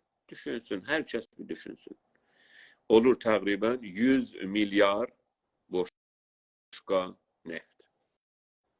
100 milyar boşqa neft. 100 milyard bilyin. Bunlar hamısı İranlılar. O bölgənin adamlarını İranlılaşdırmaq, farslaşdırmaq və bölgədə o İran hegemonisini, o İran şəhri hegemonisini yaratmaq. İran bir gücdür və İran istədiyi yerdə bir şey yarada bilər, problem yarada bilər. Yəməndə, Pakistanda, Azərbaycanda, hər yerdə. Yəni hər bir istəsə tansiyonu çıxalda bilər. Terror yarada bilər, adam öldürə bilər. Yəni bunu indi hamı bilir də ki, İran bu işi görə bilər. Bu ideyanı bölgəyə yayıb ya, o pullar buna xərclənilibdir. Və Zərif də ki, indiyəcən ağzı biraz gəvşəkdir, boşdur, ələyə bənzər ağzı. Bilirsiniz, həmən Zərif idi ki, gəldi dedi və mən vəzir xarici olanda mənim ixtiyaratım 0 idi. Və Zərif idi ki, gəldi dedi ki, mənim zamanımda o Qasimi ki var idi, Qasim Süleymani meydan hərəkatı başarılı oldu. Olan bütün müsahibələrim mənzərədə eşitdim. Bunlar. Çünki Zərif o dərin dövlətin bir türlü o ağzı gevşək adamlarındandır. Və dedi ki, biz heşkarı edik də, onlar edildilər, biz mecburuduq onları mal alayaq. Ona görə onun adı olmuşdu Malakeşi Əzəm. Yaduzacaq. Və mən bu məsələyə çox getmirəm, çünki daha çox əmniyyəti və daha çox məsələlərdir. Bunun bu gevşək ağzından bu çıxmış ki, o veto olunur. Düzdə deyir. İran devlet. Veto kimin nəfinə olur? Yəni kimin zərərinə? Normalda veto normalda birinin zərərinə olar, birinin xeyrinə olur. Orada kimlərin zərərinə veto olur? İran dövlətçiliyi, mən bir dənə cümlədə, İran dövlətçiliyi İran-Fars milli mənfəətlərinin, ideolojik mənfəətlərinin üzərinə qurulubdur. Bu İran-Farsın içində 12 imamlıq İran-Fars versiyonu və təbiri ilə şiəlik var və bunu tutmaq üçün, ayaq üstündə və gücdə tutmaq üçün bunlar hər şey edərlər. Özləri də bəzən də deyiblər, hətta devlət adamlarından deyiblər ki, bizim o dediyimiz İmam-ı Zaman var ya, İmam Mehdi, onu belə öldürə bilərik Nizam-ı Müqəddəsi saxlamaq üçün. Nizam-ı Müqəddəs bunların Cumhur-İslami deyil. Nizam-ı Müqəddəs filan malla deyil, filan nə bilim, cahil deyil. Nizam-ı Müqəddəs dedikləri müqəddəs kutlu sistem, kutlu devlət. O, İran devlətçiliyidir. Ki, bu 1000 ildən çox təcrübəyə dayanır. 1000 ildən çox devlətçiliyə dayanır. Və ondan öncə hangi təcrübəyə dayanır? Qacar dövlətinin təcrübələrinə, ondan öncə Əfşar dövlətinin təcrübələrinə, Səfəvi dövlətinin, ondan öncə Səlcuq dövlətinin, Qəznəvi dövlətinin. Yəni, bunlar uzun sürə, 1000 il devlətin və devlətçiliyin təcrübəsinin üstündə oturublar. Yəni, bəziləri belə bilməyərək deyirlər, 4 dənə molladır, heç şey başarmır. O sizin televizyonda o mask ki vurublar, bunlar gəlir deyir ki, filan imam geçirdi, mesela əlini vururdu yarpaqlara, qızıl tökülürdü yerə. Onu sizə göstərilən vicə budur Cumhur-İslamda. Xurafat, axmaqlıq, böyle boş-boş sözlər ki, siz bu şeylər deyib gülüb danışasınız. Arkada nə gətir? Arkada nə gətir? Arkada çox güclü, çox ağıllı və öz varlığına görə, özünün bəqada və həyatda qalmağına görə hər işi görməyə hazır. Hətta indiki də söz gəlib, elə buradan gələcək oraya. İran dövləti hər kəsin, dünyada ekspertlərin dediklərinə görə hər zamandan çox atom bombasını düzəltməyə hazırdır. Yəni, ola bilir ki, elə bir həftədə, 2 həftədə, 1 ayda, 2 ayda biz bunu eşidək. Sonra bunu gətirib füzələri necə səvar edəcəklər, o da bir məsələdir. İran dövləti buna yaxın. İran dövlətçiliyi, indiki söhbət oldu. Mən bunları çox açıqda gəlib genəldə demirik. Ancaq indi mən bunu deyə bilərəm. İran dövlətçiliyinə Amerikanın demokratları ki, Biden iş başına gələndə yardım etdi, birkaç milyard dolar. O yardımdan elə hamı gözləyir dünyadakı 5-6 ayın içində bir şey olacaqdı. Çünki bu pul ki gəldi, o pul bəzi pulların yerini tutdu ki, bəzi pulların yerini azad elədi ki, getsin Hamas'a, getsin nə bilim Hizbullah'a, o yana bu yana və Yəmənə bir şeylər olacaq. Yəni hamı gözləyirdi ki, o İranın pullarını Biden devleti, demokratlar azad eləyəndən sonra hamı gözləyirdi, bilirdi ki, bir şey olacaqdır. Bu təqribən 3 il bundan öncə. Elə hamı gözləyirdi. Elə indi olacaq bir ay sonra, 6 ay sonra, 1 il sonra və vurdu. Bilirsiniz, geçən il o Hamas'ın militanları o cinayətlər əl vurdular İsraildə və İsrailin böyle tepkisine bahis oldular. İsrail'de orada indi 40 bindən çox adam öldürmüş. Uşaq çox ölmüş, qadın çox böyük bir trajedi olmuş. O tərəfdən görürdülər ki, onun tüstüsü yavaş-yavaş yatır və İsrail də Rafahı da alır, nə bilim Qəzzanı da oranı təmizləyir yavaş-yavaş bunları. O tərəfdən Hizbullahı üstdən tərk edirlər. Hizbullahın o 100 minlər füzələrini kim vermiş? İran devleti vermişdi. Japon verməmiş ki. Bu pullar ardından gəlmiş. O millətlərdən, İran dövlətçiliyinin millətlərdən çaldığı, çapdığı nəft pulundan, ondan bundan. Onun izinini kim vermiş və bunun başlanğıcı hardan başlamış? Amerikan demokratlarından. Oğuz Bey, mən yenə orada bilmədim. Yəni əlbəttə bilirəm ha, amma istəyirəm sizdən öyrənəm ki, o zərif dediyi veto ki elirlər, haqqı veto var, kimi veto elirlər? Oradan geçtik. O da budur ki, onlar o İran devletinin perde arkasında idare edenler var. Ki normalde her devlette var. O seçilenleri ki hüquq alırlar, onlar hüquq alırlar. Onlar karimentdiler. Bu reis cumhur olmasın, böyle reis cumhurun babası olsun. Önemli değil. Onu oraya kimler, o Biz şimdi gördük da bunu. Aslında bu reis cumhur öldü. Onun yerine terör elədi, öldürdüler, edam elədilər. O reis cumhurun ölüsündən ta bu reis cumhurun ayın 9'unda reis cumhur olacaktı. Bu arada İran'ı idare edən sistem ki hatta dolar ucuzlaşır, ne bileyim ne olur. Bunu o arkadaki devlet, o perde arkasındaki yani, devlet idare edir. Bu maşının fermanının dalında birisi oturmayanda daha düzcedir deyirsiniz. Yok vardı, hayır.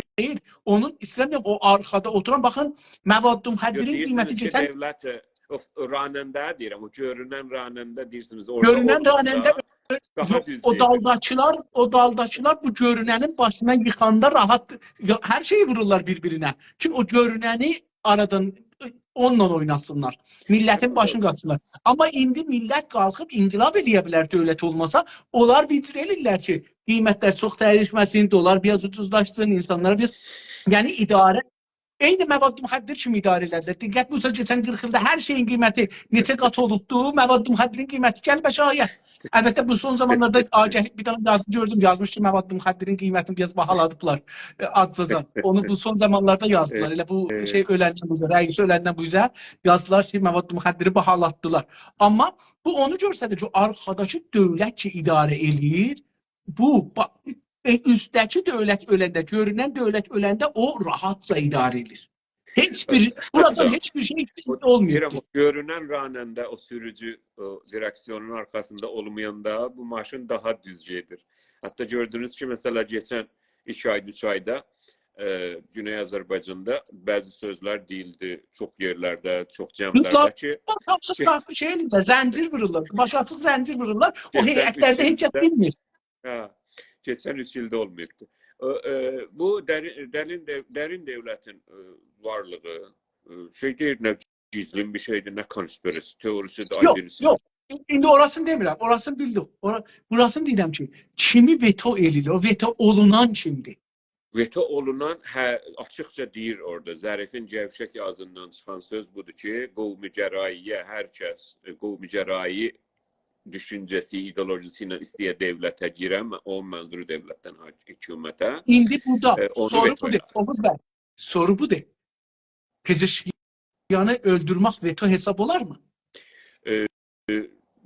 əlbəttə o veto yəni birini kənara qoyursun da. İndi elə Saidini necə veto elədilər, bunu da veto elədilər. Rəisini veto. Veto Bunu elədilər. O veto elə o cür olar da. İstəyirəm deyəm ki, Az nəzərinizə az qalmışlar cənab Trump'ı da veto eləyirlər ki, olmadı da. onu danışalım. Nəzərinizə bu indi İranın siyasətində Pezeşkiyandan çox qovmugərayı eləyən varmı? Pezeşkiyan qovmugərayı eləmir. Pezeşkiyan şeyi, fenomenanı Güney Azərbaycan Milli Hərəkətinin hərəkətinə ən böyük zərər vuran bir fenomenandır. Amma yox. Baxın, mən türkəm, türk balasıyam. Onlar Azəri deyirdilər. Yox, o mühüm zərərinə baxmayın. Oğuz bəy, oradan baxmayın.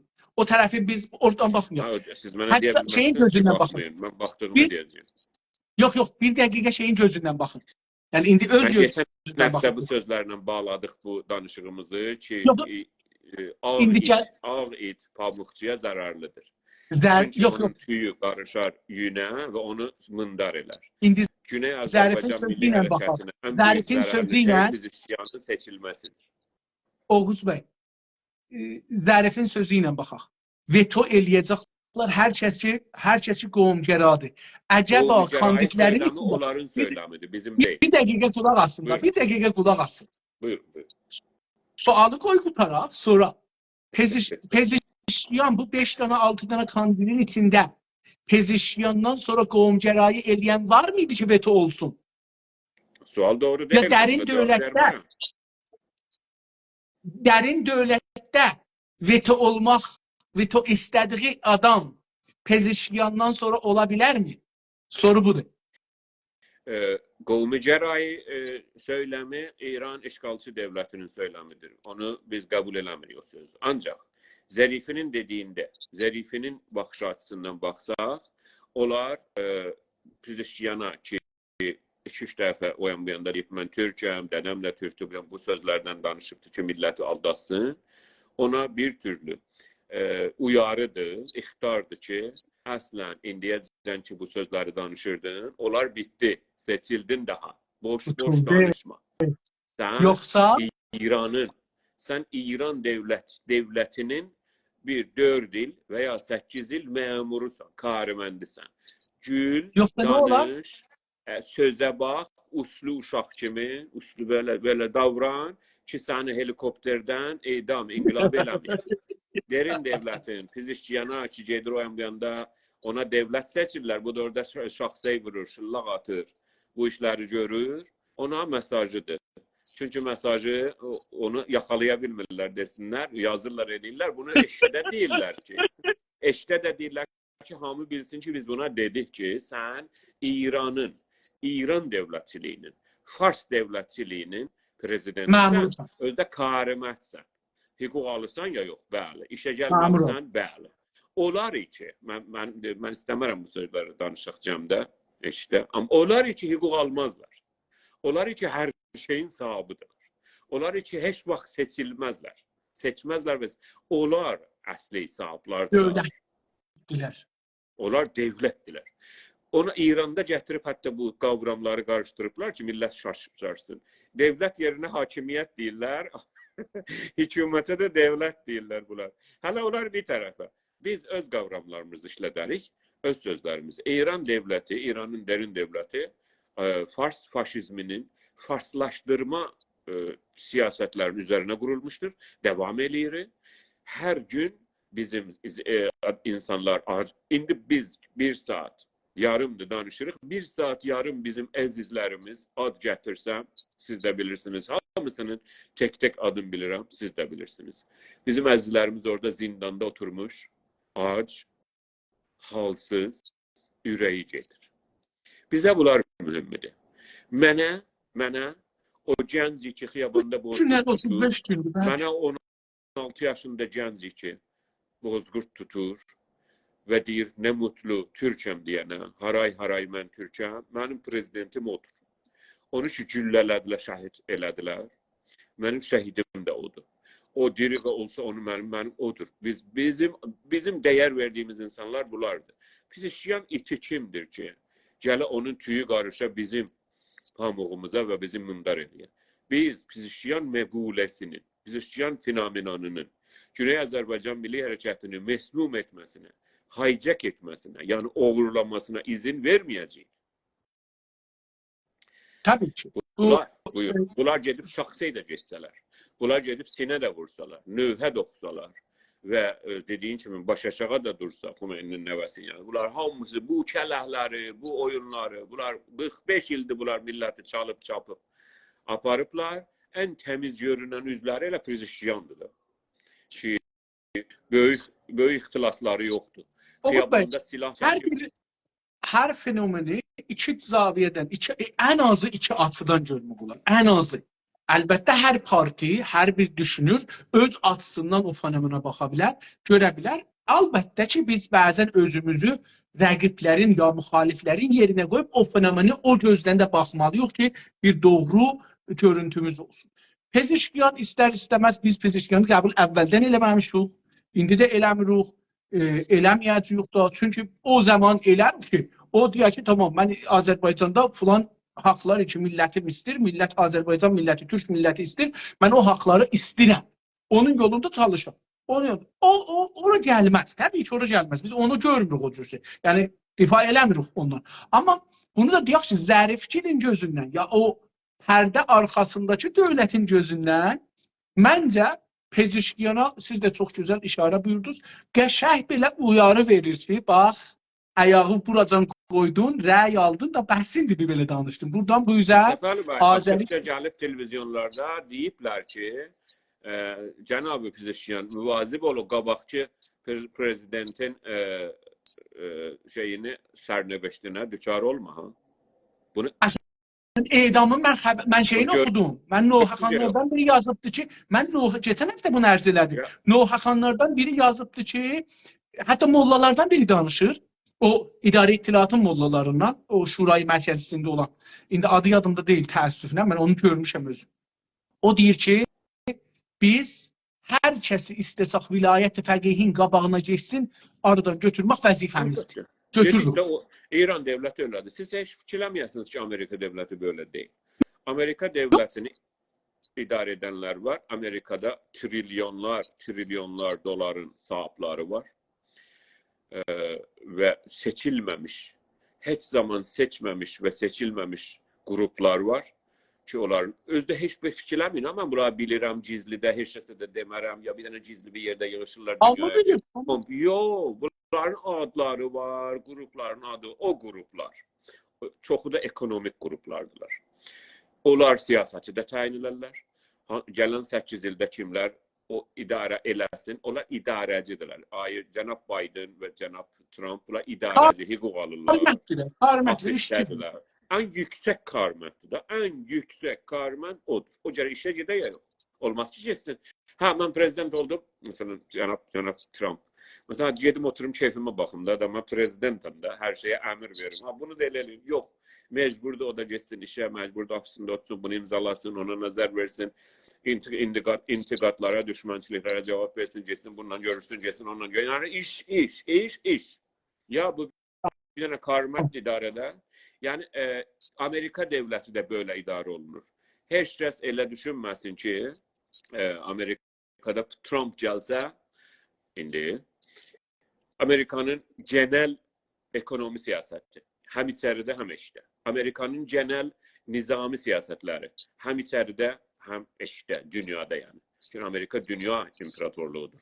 Amerikanın siyasi rabitələri və tutumları, məsələn, Tayvan barəsində, məsələn, Kırım barəsində, Ukrayna barəsində çoxmu?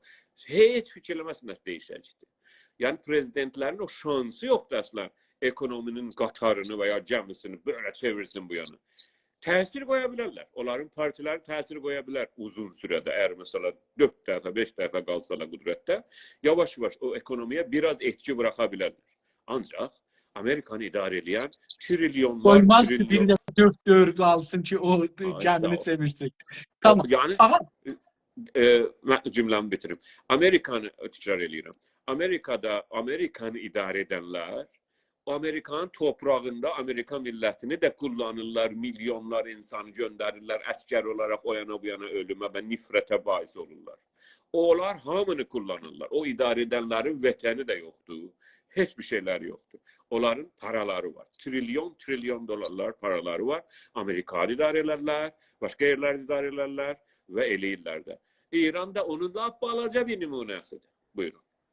İran da öz çərçivəsində, öz böyüklüyündə içində bir güclü arkada olan insanlar vardı ki, hətta bəzən bəllidir. Mən sizdən bir sual soruşum. Siz danışın. Sizin mən istəyirdim yazıda tutalım ki, 2 saat yarımımız tutardı. Keçdik o birisindən 25 dəqiqəmiz qalır. O 25 dəqiqəyə keçəcəyik sekulara, amma ona keçmədən öncə Trump'ı da bir balaca bir 2-3 dəqiqədə desək. Siz buyurun. Ya deyirlər, onu deməsək də deməmişik. O radyo televizyonlar onu çox deyirlər. Hər halda amma sadəcə bunu Oğuz bəy, burasını deyək də, yəni biz də Güney Azərbaycan baxımından baxaq. Əgər Trump'ı bu vurmağı yıxsalar İranın başına, İrana bir hücum başlayacaq. FBI'nin və CIA'nin öyle bir görüşləri var, amma gərək araşdırılır. Tamam, yəni ola bilər, olsun ya olmasın. Yıxa bilərlər İranın başına istəsələr. İstəsələr adam taparlar, İranın belə liderlərindən adam taparlar ki, o deyər, gələr Amerikaya deyər ki, biz elədik. Amma əgər o mərhələyə yetirsə, Güney Azərbaycanın nə iş görməlidir, bizlər nə iş görək, biz gərək bunlara hazır olaq. Xameneyi bir zaman ölə bilər, bir zaman da İrana həmlə ola bilər, azdan çoxdan. Amma bu İranın hakimini disable eləyə bilər, yəni mərkəzi gücü zəif edir. Güney Azərbaycanın mənafeyin onda görməliyik ki, onda biz Güney Azərbaycanın mənafeyin nə cür təmin eləməliyik? Bunu mən istirdim, fəqət sual olar, soruşum dostlar. Çox qısa deyim. Güney Azərbaycan Milli Hərəkətinin partiyaları, hizbləri hər zaman özlərini hazır tutmalıdırlar. Daha çox Güney Azərbaycanın milləti hər zaman özü sevdiyi, bəyəndiyi bir dənə partiya, bir hizbə yaxınlaşmalıdır, ya havadar olmalıdır. Lazım deyil hər kəs hər yerdə desin. Güney Azərbaycanda yaşayan hər kəs deməlidir ki, mən, yəni öz ürəyində, mən filan partiya havadarım. Necə ki, filan traktora havadarım, ya filan timə havadarım, ya filan xanəndəni çox sevirəm. Dərz eləyirəm. Həyat böylədir. Həyatda siz tərəfinizi təyin edəcəksiniz. Niyə deməlidir o cürsə Oğuz bəy? Niyə o cür deməlidir? Deyim də. Niyə? Yox, sorun niyə o cür? Ürəyində də tuta bilər. Elə onu deyirəm. Niyə ürəyində onu deməlidir? Niyə o cür bir hazırlıqda olmalıdır? Həzrəti İbrahimi otda yandırırdılar, rivayət bunu deyir. Və gördülər ki, bəziləri ağlayır, bəziləri su götürür filan, bəziləri dua eləyir ki, Allah Həzrəti İbrahimi yandırmasın. Çünki Allah Həzrəti İbrahimə otu, ateşi cənnət elədi. Gördülər ki, bir qarışqa da su götürür böyle əlində. Bir damla su ağzında. Dedilər ki, Cənab-ı qarışqa, sən nə işləyirsən? Sən hara? Bu ateş, bu ot bundan sönməz. Deyir ki, önemli deyil ki, mən ha tərəfdə olduğumu göstərirəm. Bütün məsələ budur. Ki, mən bu tərəfdəyim. Bütün məsələ budur. Hər Güney Azərbaycanlı öz ürəyində, öz danışığında, istəsə özünə bağlıdır. Onun ixtiyarında, öz əməlində, öz rəftarında, öz həyatında belli etməlidir ki, hansı siyasi partiyanın həvadarıdır və ya üzvüdür və ya faalıdır. Onu o təyin edər, öz bilər. Amma mən heç hizbə bağlı deyiləm, mən təkəm, mən dünyada bir dənəyəm, mən hər şeyi də bilirəm, siyasətçi deyiləm, amma siyasət bilirəm, fizikçi deyiləm, amma fizikdən çox danışaram, ekonomiden heç ekonomik deyiləm, amma ekonomi barəsində nəzər verir. Bunlar öyle boş sözlərdir. Bunlar zibil sözlərdir. Hər kəs öz tərəfini təyin etməlidir və Güney Azərbaycan Milli Hərəkətində hər kəs deyir ki, mənim səliqəm filan partiyaya yaxındır. Bitti. Mən buna düşünürdüm ki, buna hazır olmalıdır. Partiyalar güclənməlidirlər, hazır olmalıdırlar devlet kurmağa hər zaman. bizim kadrımız var. Onlar için düşünürlər bizim kadrımız yox, adamımız yox, prezident olmağa, vəkil olmağa, vəzir olmağa. Hamısı var. Devletimiz de yerindədir. Devlet binalarımız da yerindədir. O saniye ki, boşluq yarandı. İran devletçiliği baskı altına getdi. O gün Azərbaycan devleti necə ki önceden de qurmuşuq 1945'te necə ki önceden de qurmuşuq. O yıkılan bayrağı, o Məhəmməd Əminzadə, Məhəmməd Əmin Rəsulzadənin dedi, yıkılan bayrağı yenə qaldırarıq. O bayraq bizim əlimizdədir. Onu qaldırarıq. Təbrizdə devlet imarətinin üstünə vurarıq. Çünki imarət də bizimdir, topraq da bizimdir, şəhər də bizimdir, adam da bizimdir. İndi yaxçı vəzir qoymarıq yerinə və gələn 4 ildən sonra yaxçısını qoyarıq. 10 ildən sonra yaxçısını qoyarıq. Yəni biz də xətalarımızı elərik. Amerika devleti geçen 200 ildə nə qədər xəta etmiş? Hindistan devleti nə qədər xəta etmiş? Rusiya devleti, Osmanlı 600 ildə nə qədər xəta etmiş? Etmiş. Yaxçı da getmiş. Amma o zaman ki, sənin ixtiyar sənin əlindədir. Azərbaycan devleti quracağıq və bizim xətalarımızı eləyəcəyik. Kadrımız hazırdır. İnsanlarımız hazırdır. Bilgin insanlarımız var. Siyasetçi insanlarımız var. Nizameden bilen insanlarımız var. Siyasetten bilen insanlarımız var. İlişkiler, harici işler kuracak insanlarımız var. Allah'a şükür biz devletçiliğimize hazırız. O zaman ki İran devleti, İran Fars işgal sistemi çöktü veya çökmeye taraf gitti. Çünkü bunlar bu nükleer silahının, bu nüve silahının arasında bunlar utuzabilirler. Utuzmak ne demek? Yani bunlar bütün her şeyi ona vade vermişler bomb düzeltmeye göre. Çünkü istəyirlər deterans yaratsınlar ona göre.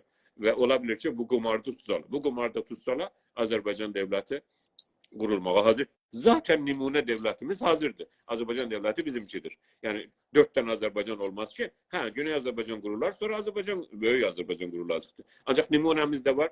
Ondan sonra Araplar, Kürtler, ne bileyim Beluslar, onlara da tabii ki gücümüzde olduğu kadar yardım ederek. Buyurun. Hər halda o söz ki buyurdu çox cəlib idi. Bu ki hər kəs öz zehnində heç olmasa özün bir partinin yanında görməlidir. Niyə? Mən o niyəsini bu cür istəyim. Deyəm ki bir gün o partinin tərəfindən bir əmir gələr ki bu günləri dövləti qurmağa çıxmalıdır xiyabanlara, padişahlara, fulanlara, bəhmanlara almalıdır, silahlanmalıdır. O gün o partinin tərəfdarları o günü gözləməlidirlər. Bizim Yəni Türkiyəli yoldaşımız yazmış ki, Güney Azərbaycan devleti kurulduğu gün ben de Güney Azərbaycan vətəndaşlığına geçeceğim. Gözəl. Sizi elə büyünden Güney Azərbaycan vətəndaşı və Azərbaycan vətəndaşı olarak kabul edirik. Siz bizim yüreğimizdə Türk dünyasının kurulmağını. Oğuz bəy, son cümləni də deyək gedək o şeyə. O da budur. Pezeşkiyangil bir şey yaratmışlar. Fraksiyon. Türk fraksiyon nümayəndələri. Hardadır bu fraksiyon Oğuz bəy? Heç bundan bir xəbər eşidirsiniz.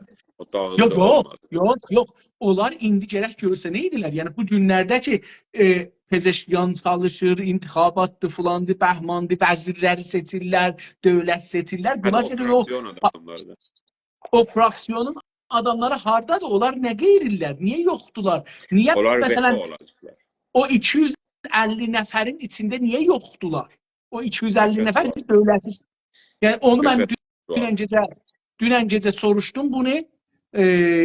Bu soruşmalı yox. Necə ki Zərif orada gələ deyə biz yəni fraksiyonda 110 da nümayəndə var idi bunlar. Hardadılar? Yəni mənim hələ zehnimdə bu sual. Qəşəng sualdır. Bunu hər kəsdən soruşmaq lazımdır. Mən elə qruplarda soruşdum. Düşmüşdülər meydana şeytan fəhləliyi eləyirdilər. Yaşlı dırgı adam yığırdı. Ay gəlin ray verin. Bir dənə dəlik tapılıb. Orada işıq var.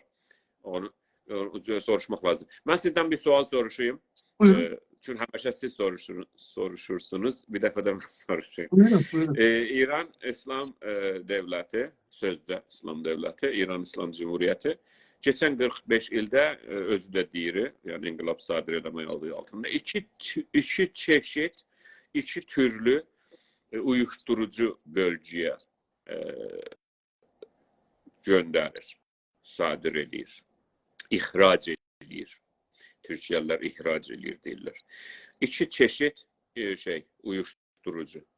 Biri elə bildiğimiz uyuşturucudur. ki geçən həftə, yəni həftə keçmir də bizim də ona görə hər həftə Tutulur da, deyirik də. tutulur. Bütün hər həftə bu geçən həftə bir 20-30 kilo. Yəni hər həftə heroindir, tiryəhdir, nə bu cür şeylər Türkiyədə nə deyirlər tiryəyə? Afyun deyirlər mənə görə. Əsrar deyirlər, nə məfyun deyirlər. Əsrar.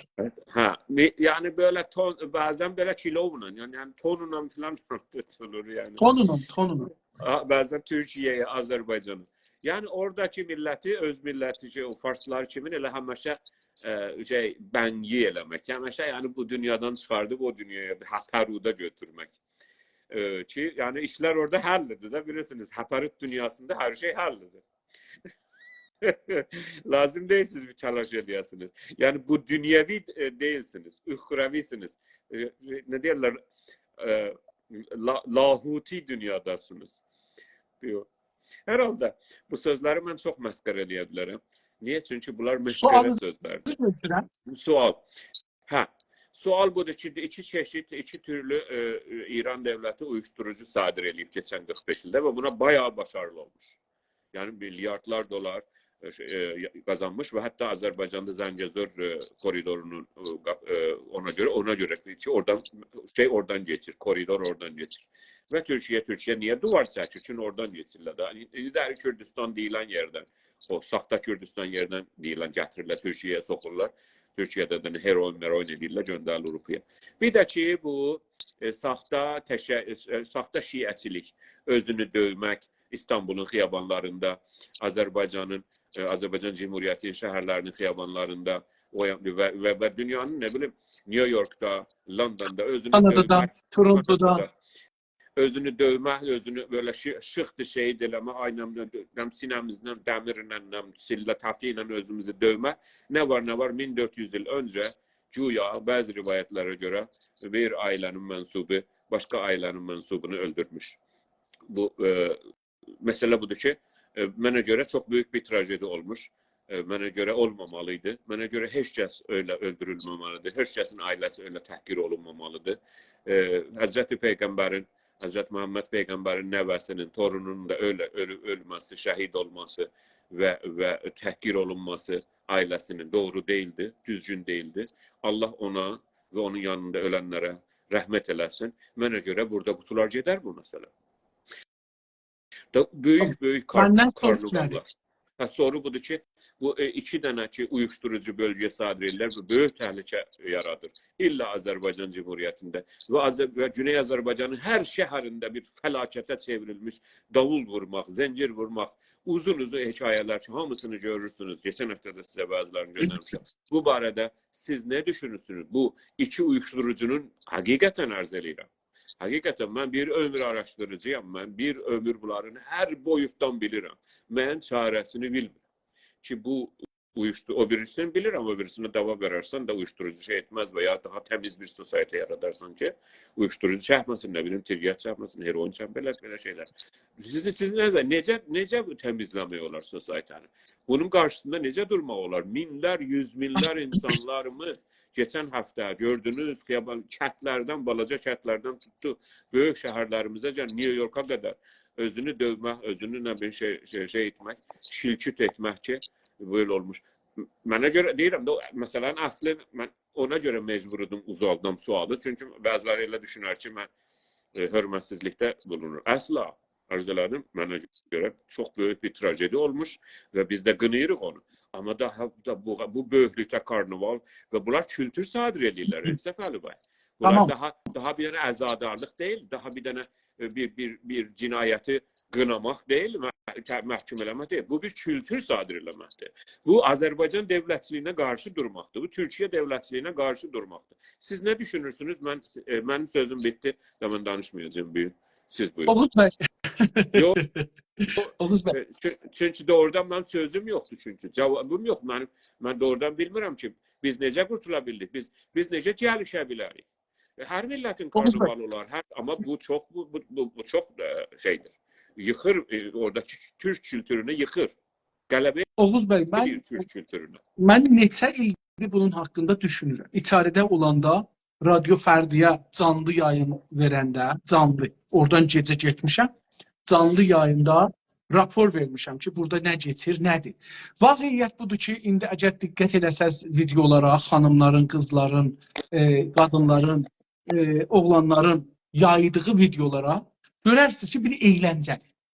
10 gün orada əyləncə geçir. Necə məsələn Torontoda bir LGBT'lərin bir 10 gün downtown'da bir əyləncə mərasimləri var. Eyni ona görə bir əyləncədir. Azərbaycan Cumhuriyyətindəki əyləncə deyil, İstanbuldakı bir dəqiqə, ora əyləncə deyil. gələcəm. Ora gələcəm. İranda bu əyləncədir. İnsanlar ən gözəl paltarlarını bu gündə geyirlər. Ən gözəl bizim cəngəllərimiz, ormanlarımız hali hazırda orada talan olunur. Mədənlərimiz, bütün Ərdəbilin ətrafında, Təbrizin ətrafında hali hazırda talanı turaklar, tırlar gəlir, getir. Bunlar da deyirlər ki, ay özlərini dövürlər ki, ay xeymələri talan elədilər. İnsaf var, siz bilirsiniz mən nə deyirəm. Orada öz evi talan olunur. Burada deyir 2400 il öncə xeymələri talan elədilər. Lütfən nəzərinizi deyin. Oğuz bəy, baxın, biz hər hadisəyə ayrı-ayrı baxmalıyıq. Hadisələri bir-birinə bağlamaqla nəticə ala bilmirik. Baxın, bir dənə bir vaqiə vardı. O vaqiəyə insanlar bu günləri dini olaraq inanmırlar. Bir dənə onlara təfrihdir. Məsələn, mən orada olanda uşaqlarım da kiçiklər. Axşam götürürdüm, bunları gedirdik.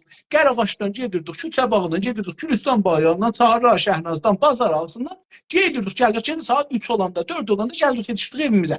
Uşaqlarımız bəstənlərini alırdı. O gün çox bəstəni satılır, yemək satılır gecələr, toxum çıtdırlar, siqar çəkirlər. Hər kəsə hər nə iş başarır o gecəlir. Cəlib budur ki, indi 2 ildir bunu yazırlar.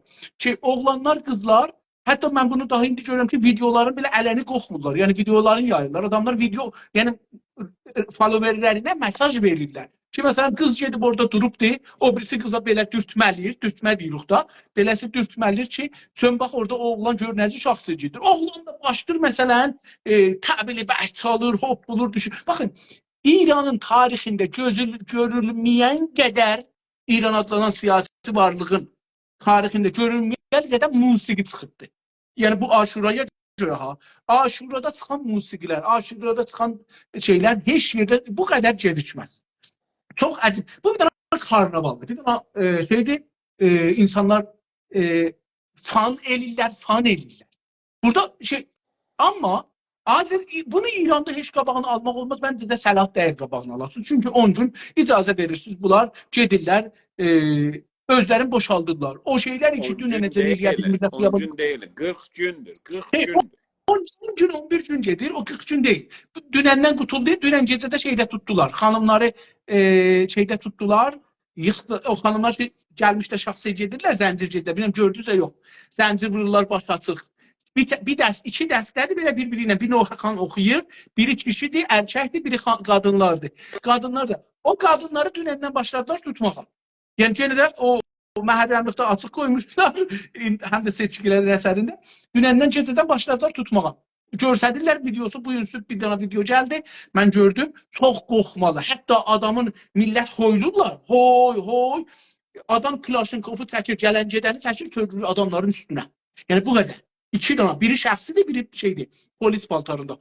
Gələncədəni çəkir, çöndərir millətin üzünə, üstdən ikinci təbəqədən və üçüncü təbəqədən də videonu götürürlər. Siz suala cavab vermirsiniz. Suala cavab verməyə gedirəm. Suala cavab verməyə gedirəm. Türkiyədə əyləncə deyil. Suala gedirəm. İranda əyləncəyə çevrilib, tüm sabiqəsi çoxdur. Yerindən çıxdı, mollaları inanc aradan getdi. İmam Hüseynə, Həzrət Əbəlfəzə, mən bunlara canım qurban deyərəm əlbəttə ki. Amma bunlara inanc aradan getdi. Bunları məsxəriyə qoyurlar, bunlara çox deyirlər, bunlara hər nə desəz deyirlər. Yəni, indi İranda kitab yazsaz, 200 cild İmam Hüseynlə o timə, o ölən şəhidlərə, çoxlar iki yaz sıxıbdır, onlardan 200 cild kitab çıxadıram. Mənə məmuriyyət verir, mən çıxadım. Yəni, onları toplayayım. Hər kəs desə, mən bunları görmürəm, istədir ki, İranda bir dana toplumda bir cərəyan getir. Camiyeşünas olsa, sosyolojist de olsa, deyək ki, İranda bir fenomen geçir. Mən bu fenomeni görmürəm. Bu sosyolojist deyil. Amma mən bir sosyolojini az oxumuşam, çox oxumamışam. Amma danışqahda oxuduğum qədər 16 vahid sosyoloji oxumuşam. Onun üzü ilə mən burada baxıram, deyirəm, burada bir fenomena keçir, bu fenomeni axtarmalıdır. O cümlədən Həzrəti Məhəmmədə, dinə, namaza, Allaha, peyğəmbərlərin hamısına, imamların tək və təkinə yüzlər, min dörd var. Yəni insanlar daha inanmırlar ki, mesela buradan möcüzə ala bilərlər. Tamam, belki adamlar gedirlər, dolanmağa gedirlər, orada gedirlər, bir pul çalırlar. O var, hələ var, o var. Mütəəssifانه iki cürə rəftar var insanlarımızda. Mən bugün onu bir qısa yazı yazmışam ona. İnsanlar hamısı film oynur. Hamı bilir ki, mən film oynuram. Məsələn, mən keçən illəri oxudum, ad aparım. Təbrizin bir məhəlləsindən, indi adını deyim, əgər istibah eləməsəm Səhənd. Təbrizin Səhəndinə Vadi Rəhmədin yaxınlığına. Bir dana mənə video gəldi. Videoda xanımlar bəzəniblər, matikləri sürtüblər, gözlərini gözəlləyiblər, ən gözəl paltarlarını giyiblər. Biri-birindən sonra hara gedirsən, deyir ki, gedirəm İmam Hüseyin təziyyəsinə. Zəncir vurub qutarandan sonra şaxsayı qatacaq, hərə bir motorla, o şaxsayı gedənlər bir motorla gəlir, bir xanımı götürürlər. O xanımın əri var, yoxdur, bilmirəm. Amma hərə bir xanım, bir qız götürürlər, gedirlər kefə. Və bu günləri yenə də video gəldi, məscidin içində İmam Hüseyin adına çalırlar və obrilər rəqs edirlər. Məscidin içində Oğuz bəy. Yəni siz bu fenomenləri sosyologist olaraq görməlisiniz, analiz eləməlisiniz. İçində, indi Azərbaycanda bunun tərsəsinə gedir. İranda dedik ki, bu fana çevrilibdir. İranda insanlar təfrih edirlər. Üçlərin boşaldırlar. Əslində ləzzət aparırlar. Bunun vaqiət deyim, ləzzət aparırlar. İqtisadda ləzzət aparır. Baxın, bir də iki dana mafya var Oğuz bəy. İki dana ciddi mafya var. Bir dana Loğəxanlar mafyası var ki, bunlar çox böyük mafyadılar, mollalarla bağlı. Bunlar çox böyük bir mafyadılar, çox böyük büdcə yer olur. Həm dövlətdən alırlar bunlar böyük pul, həm də ki, millətdən milyardılar tümən. Fikir edin ki, məsələn, mən sizə and düşmürəm, amma vaqəən inanın ki, məsələn, 1000 milyard tümən pul o yüz olur bu 10 gündə, 12 gündə. İnsanlar o qədər böyük pul xərcləyirlər. Tək fondur. Bunlar fondur. Hərəsi bir şey üçün. Biri deyir, mən bir şey alacağım, biri deyir, mən bir şey verəcəyim, nəzr edilir, falan edilir. Amma bu bir dana sərvət gedir, Oğuz bəy. Sərvət. Necə İranın torpaqlarının hər 10 metrdən 7 metri ovqafındır. Eyni qəziyyədə elə sirvətin də 100 tüməndən 70 tüməni bu heyətlərindir bu 10 gündə. Bu əzadarlıq eləyənlərindir. Çadır qruplarından orada hər xilafı da edirlər, hər xilafı çadırın içində edirlər. Mütəəssifانه bir dana video vardı, bir dana oğlan uşağına təcavüz edirlər. Belə bunu da görmüşük. Video var Oğuz bəy, video var. Yəni sosialite burada bir təfrik gedir, burada əslində heç etiqad yoxdur. Siz burada etiqad görmüyor. Amma Azərbaycanda, Türkiyədə, ayrı məmləkətlərdə, xüsusən şərq bulucundan, komünist bulucundan bölünən ölkələrdə çox ciddi dinə o uzun zaman, bir 100 ilə yaxın, 70 ilə, 80 il dinsizləşdiriblər, bir zor olubdur dindən, bunları uzaqladıblar. Bir dinə əcib bir maraq var, bir istək var. Orada onun qabağını almamaq gərəkir. Onu yaşamalıdırlar. Yaşamasalar o bais olar ki, biz əvvəl inqilab elədik İranda 57-də.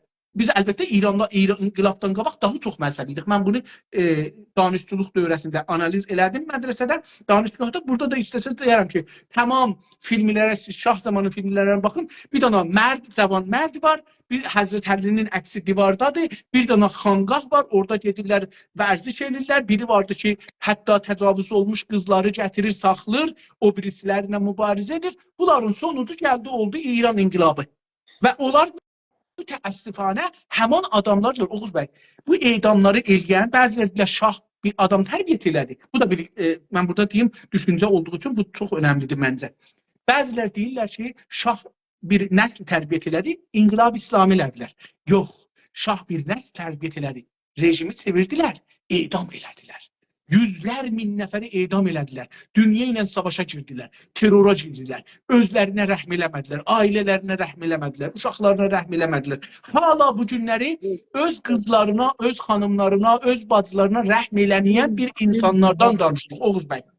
Belə bir vəziyyətə biz mübtəla olmuşuq. Biz bu fenomeni İranda görməyik. Amma Türkiyədə, istərsiniz dostumuz da danışsın, mən Türkiyə, Azərbaycan haqqında da danışım. Çünki önəmli olan, yəni həqiqətən bu idi ki, mən sualım gəldi buraya çıxdı ki, Azərbaycan dövlətliyinə, Azərbaycan dövlətinin ilkələrinə qarşıdır bu Hüseynçilik, Hüseyniyun. Türkiye devletinin ilkələrinə də və devletinin kurallarına da qarşıdır. Böyle özünü xiyabanlarda Hüseyni gəlib Yuno, buxarını var. Oğuz Bey, Hüseyin'in bir örgüttür.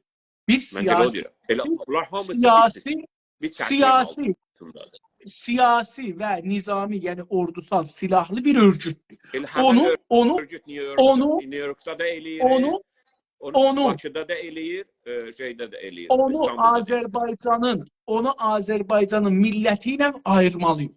Yani İran devleti ayırır normalde insanları. Biz insanları kurma. Deməli yox, iki cürə Müslüman var. Bir İrancı silahlı Türk devletinin karşısında duran gruplar var. Yox, əvvəl elə o Hüseynliləri düzəldirlər, sonra elə o Hüseynlərin içindən militantları Bir dakika. Onu ben bilirim, onu siz de bilirsiniz, ben de bilirim. Ama istirik onu analiz ediyək ki, orada ne geçir, onu ne etməliyik. Biz iki grupa ayrılmalıyıq birbirində Azərbaycanda və Türkiyədə. Bir İranın tərəfdarları, silahlı, savaşa hazır olan tərəfdarları. Məsələn, misal grup. Bizim famillərdən biri uzaq famildə əlbəttə, amma kəndimizdə famil. Bu gəldi Türkiyəyə. Mən orada olanda mənə xəbər verdilər, mən orada kəmpidə yaşırdım. Mən getdim polisə, dedim, bax, adam gəlir. Adam adı ilə çıxmadı. Amma adam gəlib bu günlər Ankara'da oturubdu. Geçən 4-5 ildə onun neçə ildə gəlib ora, neçə dənə apartman alıb, neçə dənə dükkan alıbdı. İşi nədir? Göyərti satır. O nəmənə. Ondan olmaz. Bunlar nədir? Bunlar pul daşıyırlar. Bunların işləri İranın. Burada siz gözləyin, yoldaşımız danışsın. Tamam, ben onu... Buyurun, yoldaşımızdan 5 dəqiqə zamanınız ve siz bu bizim danışıqlarımızın barəsində başqa məsələlər yox. Sözünüz, doğru, çok sağ olun. Eleştiriniz varsa buyurun. Çok sağ olun. Ben live aldığınız için teşekkür ederim her ikizden, çok sağ olun. Ben burada lazım gördüm ki bu mevzuda yani az çok yani haberim olduğu için istedim burada yani canlıda yani şirket edeyim yani nəzərimi deyim. Buyurun. Yani Hidayet müəllim doğru söylüyor. Yani çok şeyler yani bizim orada olan toplumun ya böyle de demesi ayıp olmasın ki belki cahillerine belki yani hükümetin yarattığı cahilde. Toplum belki de cahil değil. Hükümetin yarattığı yani o insanlar cahilliğe çəkməkdən bu zəncir vurma, qəmə vurma. Yani ben dünənləri bir video gördüm. Mənim həm klasım çox birinci. Öz həm sınıfımda. Birinci nümrə alan adam. Yani çok yüksek seviyeyle üniversitede nümrə alan adam böyle el arabası, daşka bizleri. Daşkanı sürürdü. Üzerine de böyle tohumdan bir şeyler şeydi ve tüstü vururdu. Bu dəstədə yeriydi. Ben içten böyle üzüldüm ki bu o seviyede ders okuyurdu. Bu indi gəlib daşka sürür, orada zəncir vurur. Yani neyin sahibidir? Ama ben burada cevap, yani ben sual aslında katıldım ki burada sual verin. Yani benim bu nəzərim yok. Sual verirəm ki biz fəqət yani deyək ki bu milləti avamdı yok.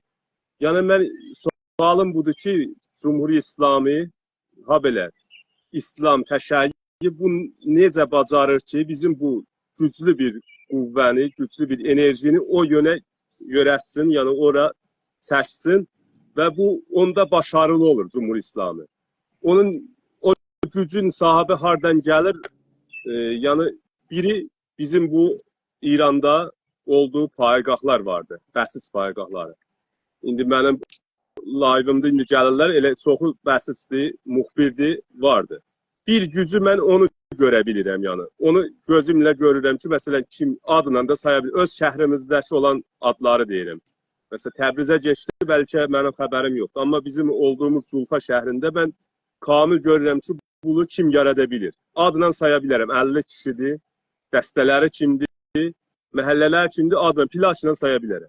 Ama Cumhur İslamı bunu genel surette İran çərçivəsində necə yaradabilir? Ona yani öz deyim ki, haberim yoktur. Ve İran'dan çıktı, Türkiye'de necə yaradır, New York'da necə yaradır onu da bilmirəm. İndi bu Belçikdə Antwerpen'de o gün bir dəstə vardı ki, o dəstənin payı İran'da yok idi. Çok güzel, disiplinli. İran'da yok idi. Orada iştirak edenin üçün mən tanıyırdım. Üçün tanıyırdım, adını da vermirəm. Hangi qovmiyyətdən olduğunu da demirəm. Üçü də hər yanı o 2 gün tuttular bunlar. 10 gün tutmadı. Tasua, Aşura günüdülər. Qeyri günlər harda olduğunu mən biraz burada işimlə dolayı, yəni onları görürdüm. Harda olduqlarını, hangi fəsadda olduqlarını, nə fəsadlar etdiklərini gözümlə görmüşəm. Ad da vermirəm ki, deyim iftira deyirəm. Yəni burada yəni.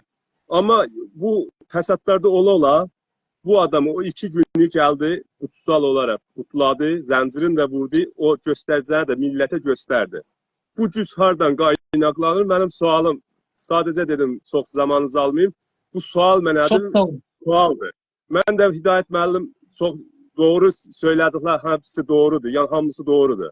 Amma tam cavabım değildi, o yüzden istedim katılım. Çok sağ olun, ben sizden siz saz ayrılmak istəyirəm. Siz saz çalarsınız. Mənim işim saz, yəni musiqi, aşıq musiqisi ilə uğraşır. Dərs verirsiniz. Dərs verirsiniz. Güneydə olduğumda dərs verirdim. Bir neçə amuzuşqaqda, yəni şeydə. Həm sazda cürürdüm, amma ancaq buraya yerləşmişəm. İndi buradan belasın bilmirəm. Mən soruşuram, hardasınız. Gələn dəfə qatılanda lütfən bizə o hədiyyə verərsiniz. Sazını da gətirin. Yəni, hər kəs əlindən daha çox gözəl nə gəlir, onu eləməlidir. Sağ olun, sağ olun. Deməli, bu mənə sual oldu. Yəni, elə sualımı yazana bilərdim. Mən cavab verim onu. Problem olduğu üçün dedim ki, qatılım sualımı soruşuyorum. Çox sağ olun, təşəkkür. Hər vaxtınız xeyir olsun. Sağ olun, var olun. Çox sağ olun, axşamınız xeyir. Dostumuza əgər cavab versəm, şəriətin də bu haqda bir təhqiqi var. Döktür Əli şəriətinin də bir təhqiqi var. Şiə, Besaniyə, Kez, belə bir şey var. Buna yaxın bir adı var. Nədir onun adı? Siz məndən yaxşı yadınızda olar. Zehniniz maşallah sizin zəhər kimi kəsədindən. Onun bir adı var. Kitabının adı nə idi? Şiə, Besaniyə, Hezb? Şiə Səfəvi. Yox. Bir dana kitabı var müstəqil. Şiə, Besaniyə, Hezb ya Şiə, Yek, Hezb demənə. Tamamaya. Şiə, Yek, Hezb tamamaya. Şiə, Yek, Hezb tamamaya. Bəli. Bir dana belə bir kitabı var. O da bir təhqiqat aparıbdır. Mən onu da oxumuşam. Şiəlik əslində bir dana vaqəən hizbidir. Nəhadları var. Tamam nəhadları yaradıbdır. O nəhadlardan biri Hovze-i İlmiyə və mollalardır. Çox böyük mali gücə sahiblər Oğuz bəy. Xums alırlar. Yəni sizin 100 tümənizdən 25 tümənini alır o. Xums yəni %25. Hər şeyin 5'i də. Sizin nəmənəz varsa onu alır. %25 sizdən xums alır, yəni pul alır. Mali imam alır. Və bu nədir? Oğuz bəy, insanlara hədis düzəldiblər. 100.000 hədis düzəldiblər. 100.000-dən çox ki, gəlin, siz hər kəs, hər nə günah elir eləsin, yerinə bax, hədisi deyirəm, hədisin türkçəsini deyirəm. Deyir ki, yerinə göy arasıdan günah eləyəsiniz, gələsiniz İmam Hüseynin təziyəsində yalandan ağlayasınız, demir ağlayasınız, deyir, hətta yalandan ağlayasınız, onda günahlarınızı Allah yerinə göy arasından İmam Hüseynə xatir həsb. İnsanlar buna görə gedirlər. Tamam, dostumuz deyir ki, cürmü cinayətdədirlər. Mən də dedim, məsciddə nə işlərdən çıxırlar, Tehranda şey deyirlər, nə mənədir o çadır çəkirlər içində, onun içində əraqları görsədib, uşağa təcavüz edirlər, xanımları gətirirlər, orada seks edirlər. Bunların videoları var, Oğuz bəy. Bunların hamısı buna görədir. Deyir ki, mən İmam Hüseynə sinə vururam, bağışlanacaq. İnsanlara bir get günah elə, gəl bağışdan dərgahı düzəldiblər. Onun üçündür. Görürsünüz ki, onlar iki təziyə normalda gedirlər ora, onlar namaz qılmazlar, oruç qılmazlar, cinayət elərlər, fahişəlik elərlər, oğlanlar da fahişədirlər. Ha, mən ona görə deyirəm, fahişə bir yəndə mənzum xanımlar tək deyil. Fahişəlik elərlər, məvadlı müxəddir satarlar, adam öldürərlər, qızlar çıxırlar xiyabanda, haqq istəyəndə onlara qaz, mədrəsələrinə qaz atarlar, bomb-işlimyayı atarlar. Hər nə desəz elərlər, gələrlər xiyabanda qızlı, oğlanlı, güllüyə bağlarlar, qəmə çəkərlər. Bilmirəm, gördünüz ya yox, bir dənə orada yezidli paltarı giyən 40 danazat xanımı qəmi ilə yaraladı. Mən videosunu cənabıza göndərdim, biri yox. 40 danazat xanımı töküldülər, tutanmadılar, hər kəs istəyirdi tutan, onu vururdu. Qəmi ilə vururdu. Mən əvvəl dedim, ağacınandır. Sonra gördüm, qəmədir, qəmi ilə xanımları vurur bu adam. Yəni bu adamlar belə bir məriz insanlardılar.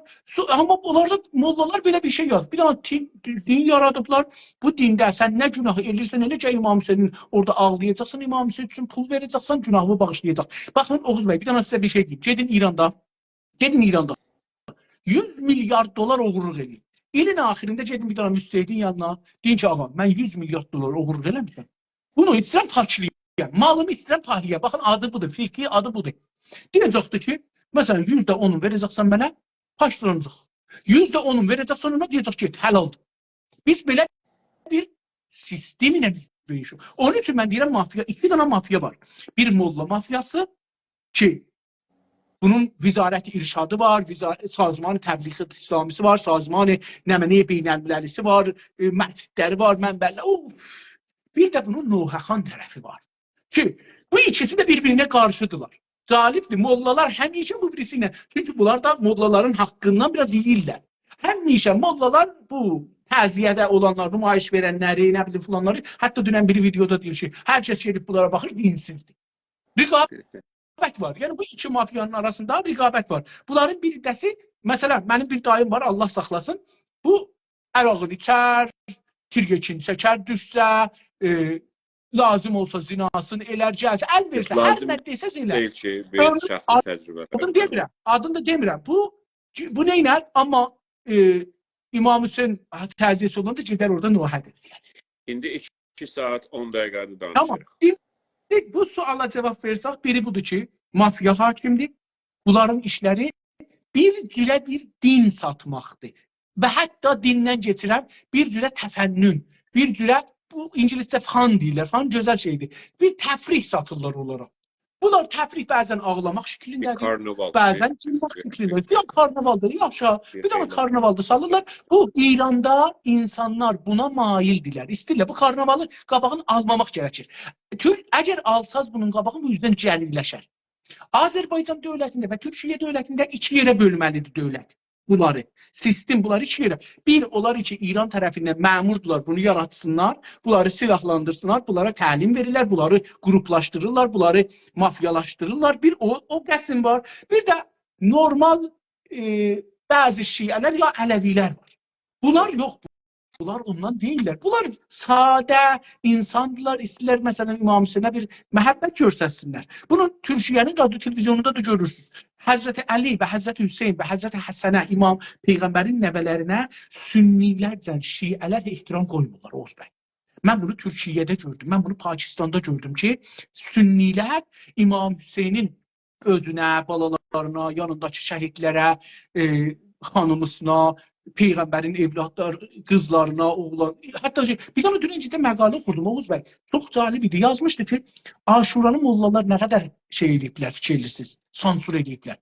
O qədər ki, biz bilmirik, orada şəhid olanların 7'sinin adı Yeziddir. 7'sinin adı Yezid ölənləri. Və diqqət buyurun, İmam Hüseynin 3 oğlu şəhiddir orada. Birinin adı Ömərdir, birinin adı Əbu Bəkdir, birinin adı Osmandır. Və biz məsələn onları sansur eləmişik. Əli Əkbərdən sonra heç birisini tanımırıq, Əli Əsgər. Ondan sonra heç birisini tanımırıq. Yəni bu qədər sansur ediblər. Azərbaycan dövlətinə gələndə Azərbaycan dövləti onları iki yerə qoymalıdır. Bir millət, bir də İrançılar. İrançıların casus olaraq, terörist olaraq onlarla rəftar eləməlidir. Millətə icazə verməlidir. Amma özünün qəşəng dinçiləri var Azərbaycan, yetişdirməlidir. Hətta bir-iki dənə gözəl professorun tanıram mən, gözəl dinçilərini tanıram. Onlar dini gözəl deyirlər. Onları gətirib burada dini əza saxlasılar da onlara icazə verəcəkdir, əzalarını saxlayacaqlar. Çünki onlar bir kommunist sistemdən çıxıblar. Bir ətəşləri var, bir susuzluqları var dinə. Və onu istəyirlər belə görsədələr. Ona yol verilməlidir ki, yavaş-yavaş təbiiləşsin, normallaşsın, gəlsin, real bir şey olsun. İndi feylən ifrat edir. Təbii ki, ifratı olar. Buyurun. Çox təşəkkür, sağ olun. Yavaş-yavaş bitirəlim. İstirdik şeydən danışaq qaldı, gələn həftə danışaq. Elə zaten ona o müstəvadadır bu, sekularizm müstəvasında bu. Mənə görə Azərbaycan dövləti yetərincə dirayəti və dahası var ki, təşxis versin ki, bəlli eləsin ki, İran dövləti nə qədər oraya kültür sadir eləyir, bu uyuşturucu kültürünü və Türkiyə dövləti də bunu bilir və bu günah məsələsini dediniz, ona da bir doxunum ki, günahlardan arınır ya birisi ağlayanda. Bu keçən neçə yüzildəki şiəlik ki, İranda gəlişibdir, bu əslində Xristiyanlığın katolik şöbəsinin dini fəlsəfəsindən oluşmuş çox böyük bir bölümü. O da budur ki, siz hər türlü katolik düşüncəsində hər türlü, zaten katolik düşüncəsində, Xristiyanlığında bir insana suçlu derlər. Sinner. Bir adam elə doğulanda suçludur. Günahkardır. O hər tür, ta o öyle günahkardır, sinnerdir, günahkardır. O ölene kadar öyle qalacaqdır, günahkar olacaq. Ta ki İsa'nı öz qurtarıcısı kimin qəbul eləsin və İsa'nın çəkdiyi məsaibə və dərdlərə ağlasın və əzat olsun. Və bu düşüncədən, bu məzhəbi fəlsəfədən gəlib şiəliyə dolanda aynı məsələdir. Siz hər türlü suçu işləyə bilərsiniz insanlığa qarşı, sosieteye qarşı, ancaq bu şəhid ki olubdur bu Həzrəti İsa və burada da o Hüseyni qoyurlar İsa'nın yerinə. Ona ağlasan, hətta bilirsən ki, bu saxtakar mallalar deyirlər ki, hətta təbaki eləsən. Ərəbcəsi olur təbaki etmək. Bəli. Yəni ağlamağa yansılamaq. Yəni özünü ağlar gibi göstərmək. Təbaki etsən, ərəbcəsi öylədir. Çünki o bu hökmüdür şiədə ki, hətta özünü ağlar kimin eləyəcək. Ona görə görürsünüz ki, bəzən bunlar ağlar kimin eləyir, amma gülməyə bənzəyir. Hər halükarda məsələ budur ki, bu katolikliyin, Xristiyanlığın katolikliğinin dini fəlsəfəsindən ağır təsir almış bir şeydir, fəlsəfədir, düşüncədir ki, İsa'nın yerinə bilirsiniz ki, Hüseyin qoyulur və onun da o məsaibini ağlamaq lazımdır, əzadarlıq lazımdır və zaten deyirsən kimsən? Deyir, mən Hüseynin əzadarıyım, mən Hüseynciyəm. Yəni də məsələn öz adı bəlli deyil, adamın adı Hüseyncidir. Ondan sonra qara giyinir hər halda. Və o 12 dənə ki Şimdi ben həvari sizden var. bir sual soruşum ki siz benden soruşursunuz daima. Hangi ruhun belə mi olası var? Əlbəttə ki, məsələn, bunları indi şəhərlərdə dedilər şiələrin Həzrəti Abbası. Çünki bu mövladır, yəni böyükdür. Bunlar da məvalidirlər, bunlar da nökərlərdirlər. Bu ilişki qırılmalıdır bizə görə. Mənə görə Həzrəti 3-cü imam, şiələrin 3-cü imamı Hüseyin, Həzrəti Məhəmməd Peyğəmbərin, Rəsulun torunu olaraq, nəvəsi olaraq 54 il çox möhtərəm yaşamış Mədinədə. Çox gözəl yaşamış. Öz ailəsi ilə 4 və ya 5 xanımısı ilə və cariyələrlə və çox yaxşı bir həyat, yeməyi, pulu, malı, hər şeyi fərahəm və 6 saat içində, 6-7 saat içində bu zəzi çəkmiş, məsaib çəkmiş, bunu incitmişlər, bunun sevdiyi insanları öldürmüşlər gözünün önündə və incidəndən sonra da öldürmüşlər və hətta təşhir də eləmişlər bunu.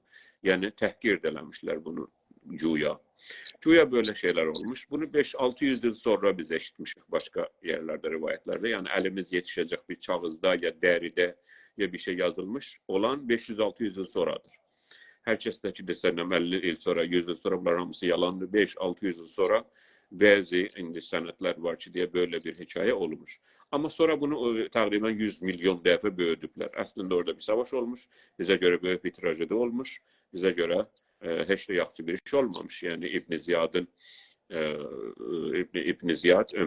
orada zulmetmiş, Ömer Səd zulmetmiş ve bu ailəni möhtərəm. Oğuz bəy, baxın, beləsi baxmayaq da, biz siyasi baxaq məsələyə. İmam Hüseyin bir siyasi yox, İmam Hüseyin siyasi olarak İmam Hüseyin siyasi olarak inşallah xilafət edirəm, hökumət mənim haqqımdır. O da deyir ki, mən ələn hakimiyyətliyəm, sən mənim siyasi əmniyyətimi vurursan bir-birinə. Necə bunlar işarə elədir? Necə bu deyir ki, İmam-ı Zaman gəlsə öldürürük, hifz-i nizam, ocəb vacibat, İmam-ı Zamanı da öldürürük. Yezidi də ləşkər, ya mən əmniyyətimi görə bilmərəm. Məsələn, sən hər gələn dura bilər, mən istəyirəm burada dağıdan hökumət qıram, bura əmniyyət aradan gedər. Yəni, o cür də baxmaq olar. Amma eyni halda, buyurun, siz buyurun, mən bir cümlə deyəcəm. Hüseyin ibn Ali dövlət qurmağa görə çıxmamışdı Mədinədən. Dövlət iddiası yox idi. Qurtulub qalan rivayətlər ki, hamısı şəkk altındadır.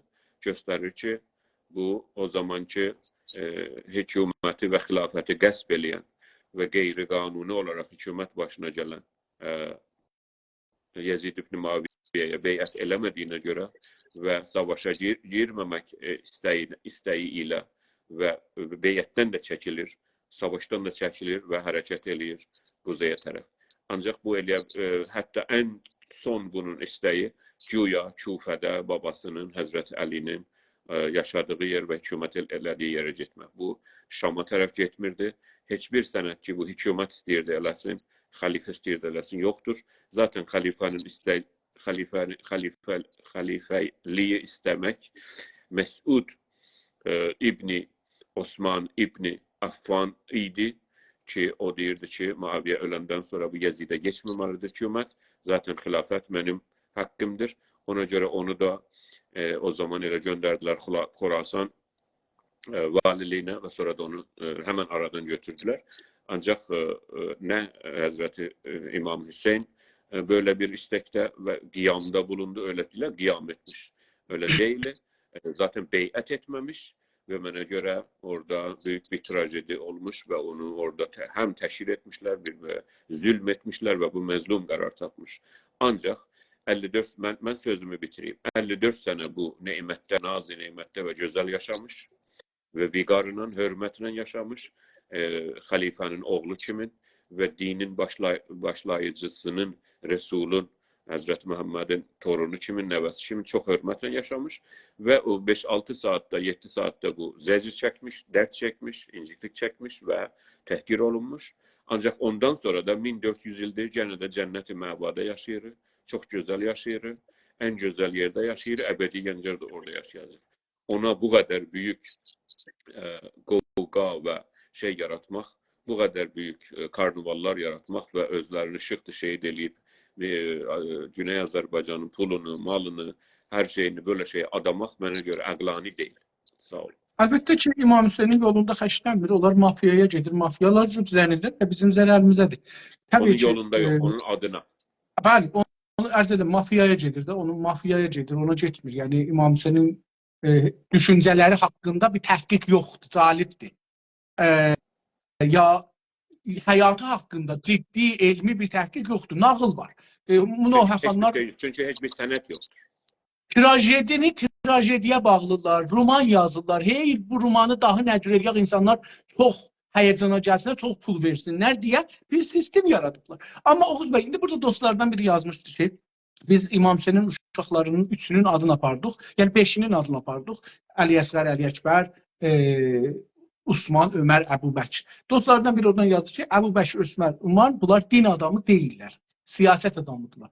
Əslində bunlar din adamıdırlar, din üçün savaşıblar və Peyğəmbər 10 nəfərə ki deyibdir, beşarət veribdir ki, siz behiştə gedəcəksiniz, mənlə olacaqsınız, üçü bulardır. Və Həzrət Əli bunların dövrəsində müşavirləri olub. Əgər siz onlara bir cinayəti istinad eləsəz qeyri dini, Həzrət Əlinin ayağı orada var. Əli orada var. İmam Həsənin də əli var, İmam Hüseynin də əli var. Cəvandılar. O dövrənin birazında bunlar cəvandılar. Yəni bu cür deyil ki, olmasın. Hər halda biz bu bəhslərdən keçək, biz bu bəhsdə çox danışmırıq. Amma əgər xülasə eləsək sözümüzün xülasəsi budur dostlar. Din və dinçilər, onlar ki, din şuarı ilə istəyirlər, hərəkət eləsinlər, yaşansınlar, siyasətdə olmamalıdırlar, siyasətə girməməlidirlər, siyasəti din əsasında, dinçilərin düşüncələr əsasında aparmamalıdır. Sekularist budur. Yoxsa dinsizlik deyil. Sekularizm bu deyil ki, dinsiz olur. Yox. İbadət də elirsən, İmam Hüseynə etiqadın var, onu da elirsən. Amma siyasətdə bunu aparmırsan siyasətə. Qanun əsasını bunun üstündə yazmırsan. Qanunları bunun əsasında yazmırsan. İnsanları bunun əsasında bölmürsən. İnsanları, bu sekularizmin mənası budur. Biz də din məsələn müsəlmanıq. Amma evində gedir ibadəti belə, ya məscidində gedir ibadəti belə, Ancaq öz qrupunda. bilirsiniz, İslam dininin ve İslam Yakın tarihinin dini çok büyük, belliye değil. Buyurun. çok teşekkür. İslam dininin ve İslam kültürünün ve medeniyetinin çok büyük ve dünyayı etkilemiş kahramanları, büyükleri, savaşçıları, düşünür insanları var. Filozofları, ilim adamları, bilim adamları var. Ancak Türk dünyasının daha büyük, Arap dünyasından, İslam dünyasından daha büyük Türk dünyasını, hatta İslam dünyasına ışık vermiş, İslam medeniyetini yaratmış Türk alimlerimiz, Türk bilim adamları, Türk düşünürlerimiz ve kahramanlarımız, savaşçılarımız var. Bana göre birisi bu sizin dediğiniz peygamberlerin, imamların nevasını, torununu, haloğlusunu, baloğlusunu da tanısa da ama özününkünü tanımasa, öz kahramanlarını, Qızıl Arslanı, Alp Arslanı, Tuğrul Bey'i, ne bileyim bunları tanımasa ve bunların ailelerini, ben demiyorum ama hatmancısını tanısın, lüzumu yoktu. Ancak bunları bizim de ve bizim şehitlerimizi ve bizim mezlumlarımızı, bizim büyüklerimiz nece zulmü çektiler ve onların aileleri nece qətlam olundu. Tebriz'de nece bizim ve Tebriz'de ve Güney Azerbaycan'da 30 bine yakın bir-iki haftanın içinde nece şehit olundu, nece süründü onların arvad uşaqları, özür istəyirəm böyle dedim, kadınları, uşaqları xiyabanlarda nece öldürüldüler, nece damdan atıldılar, nece bizim komşumuz mesela Bakkal Hüseyin'in uşağı ac yatır bu günlərmə, medreseye getməyə mesela uşağına başmaq tapa bilmir. Yani bizim içimizde de çok Hüseyin vardır. Bizim içimizde de çok Ali, Abbas, bizim bir adlarımız budur da. Mənə görə bizimkiler de önemlidir. Onlar da İslam dünyası da çok güzeldir. Türk dünyası o kadar güzel ve büyüktür, kapsamlıdır ki zaten İslam medeniyetini yaradanlardan olmuş. Yani istəyirəm deyəm ki, yani bir taraflı olmamalıyıq ve her şeyi, bütün enerjimizi, gücümüzü, beynimizi bir şeye vermem. Bizim içimizde de çok büyük trajediler var. Türk milletinin illa Güney Azerbaycan ve Azerbaycan'ın çektiği büyük trajediler var. Ağlayacak eğer Qərb. Mən deyirəm ağlamayaq, əsla. Ama ağlamak istesek bizim de ağlayacak çok dertlerimiz ve çok şehitlerimiz ve çok trajedilerimiz vardır. Oğuz Bey, bu günləri ki, cənabınızla əlaqədə biz burada canlıda danışırıq. Azərbaycanda 35'e yaxın siyasi məhbus 35 gündə acdı. Tanınmış olarak. Bəli, onlar ki biz bilirik. Yəni bəzilərini biz tanımırıq. Biz bəziləri bilmirik. Xəbərləri çıxmır, ailələri bizə demir. Amma bildiyimiz bunların bəzisi də o qədər aclıqda qalıblar ki, dövlət məcbur olub məsələn bunlar huşdan gediblər. Yəni ölmək mərhələsinə yetişiblər. Çünki mən bu mərhələni özüm keçirmişəm, bilirəm. Bunlar iskazm eləyiblər bədənləri. Boksör Kərimin əkslərini görübsünüz. O Gördüm pəhləvan. ben. O yekə pəhləvanı elə olub Əriyib olubdur. Yani bu bizim gözümüzün önünde olur. Bir Hüseyin'in başına gelen ve oradaki, ben deyirəm, o trajediler indi gəlir bizim milletimizin başına. İndi bax ve dünən də gəlib, indi və sabahda, yarın da gələcək. Bunlara da yani demirəm ama ağlayaq. Bunları da bilməliyik. Mən əslən ağlamaqdan mən deyirəm ki, Oğuz bəy, siz çox gözəl işarə edədiniz. İmam Hüseyin bir gün 7 saat, 8 saat əziyyət çəkib, susuzluq çəkib. Amma bizim adamlarımız indi neçə bir ay 35 gün 9 bəy. 35 gündə yemək yemir. Nədən ötürü yemir bu? Bir haqq istəyir. Bir haqq istəyir. Urmuş öyle doldurun. Cinayeti budur. Bak bunun cinayeti budur. Ne hükümet istəyirəm. Ağa mən ana dilimdə dərs oxuyayım. Mən Türk hanımın adını qoya bilim. Mən uşağımın adını qoya bilim. Mən dilimdə dərs oxuya bilim, yaza bilim, oxuya bilim. Məni niyə besavad saxlayırsan?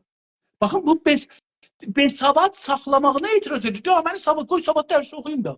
Mən niyə qoymuşum? Bunu Şiə kültürünə görə indi Güney Azərbaycanda Yezid İran İslam Cumhuriyetidir. Hüseyin de o əkinçidir, orada yaşayandır ki, o Urmu gölü quruyub, orada o xəstə olur, suyu yoxdur, vətənindən qaçılır, Oğuz bəy.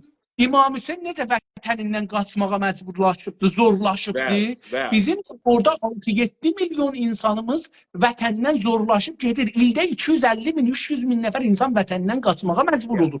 İnsanlarımız zindanlarda çürüyürlər. İnsanlarımızın bir çoxu, Oğuz bəy, bu günləri bir məraqədən siz də adını demirəm, siz tanırsınız. Məraqədən bir qazetçi yazıb ki, ağa mənim oğlumu evdə olmayarkən gəliblər, mənim şalvarımla asıblar, göyə öldürüblər və polis onun təhqiqat eləmir ki, kim öldürüb, hangi saatda giriblər, kimlər giriblər, mənim oğlumu evdə öldürüblər.